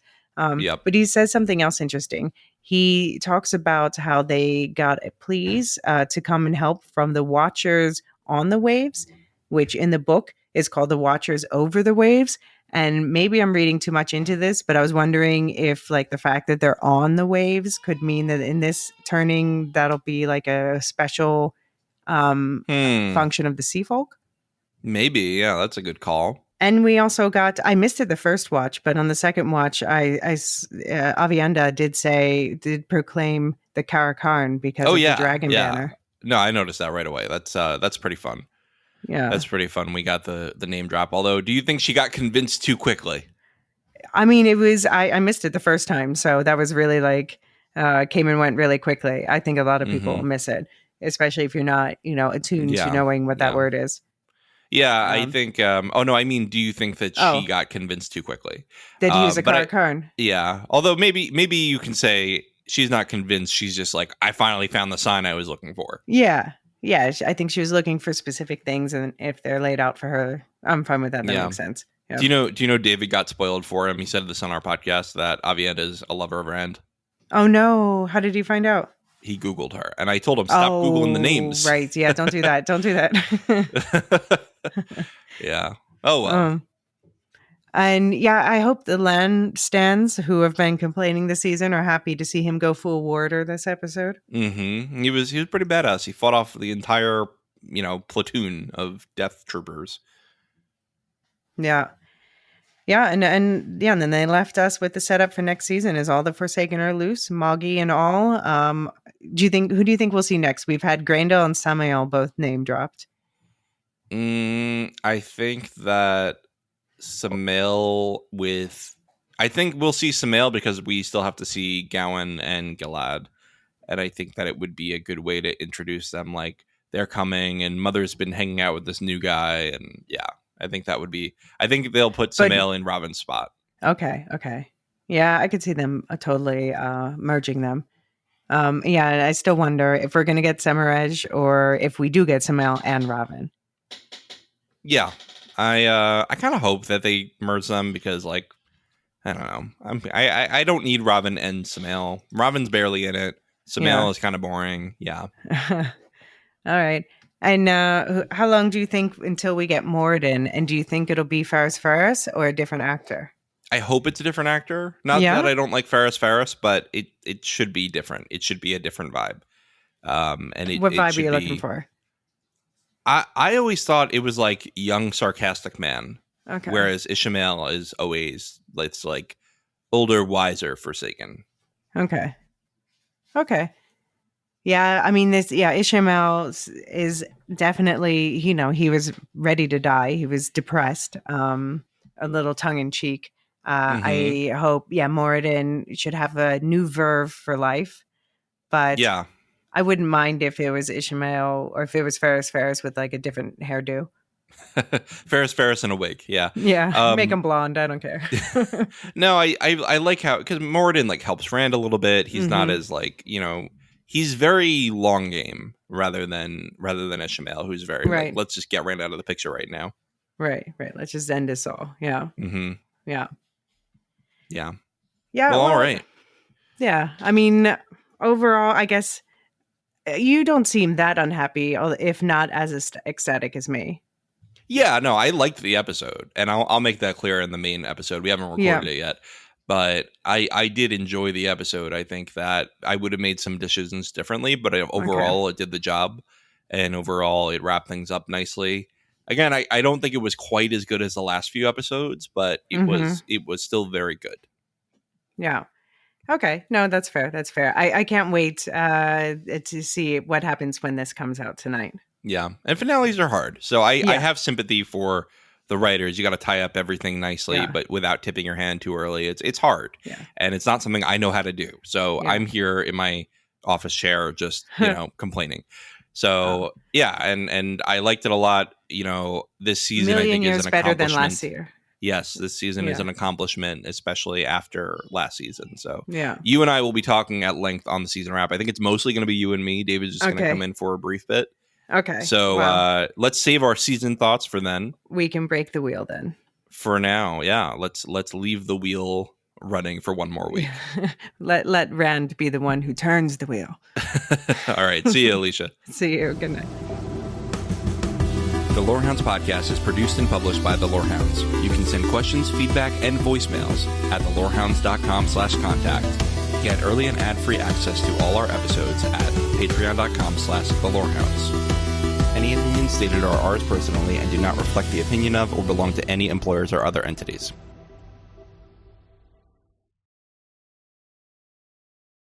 There's a ton of great nerdy TV out this fall, from the new Star Wars live-action Ahsoka show to the epic journey of the Wheel of Time. The Lorehounds have got you covered with full recaps, deep discussions, and answers to listener questions. Search for the Lorehounds on your favorite podcast app, including YouTube and Spotify, for a fire hose of science fiction and fantasy. Or head to thelorehounds.com to join the conversation via our contact form or our Discord server. Whatever you're watching, we'll be there as your guides to great TV.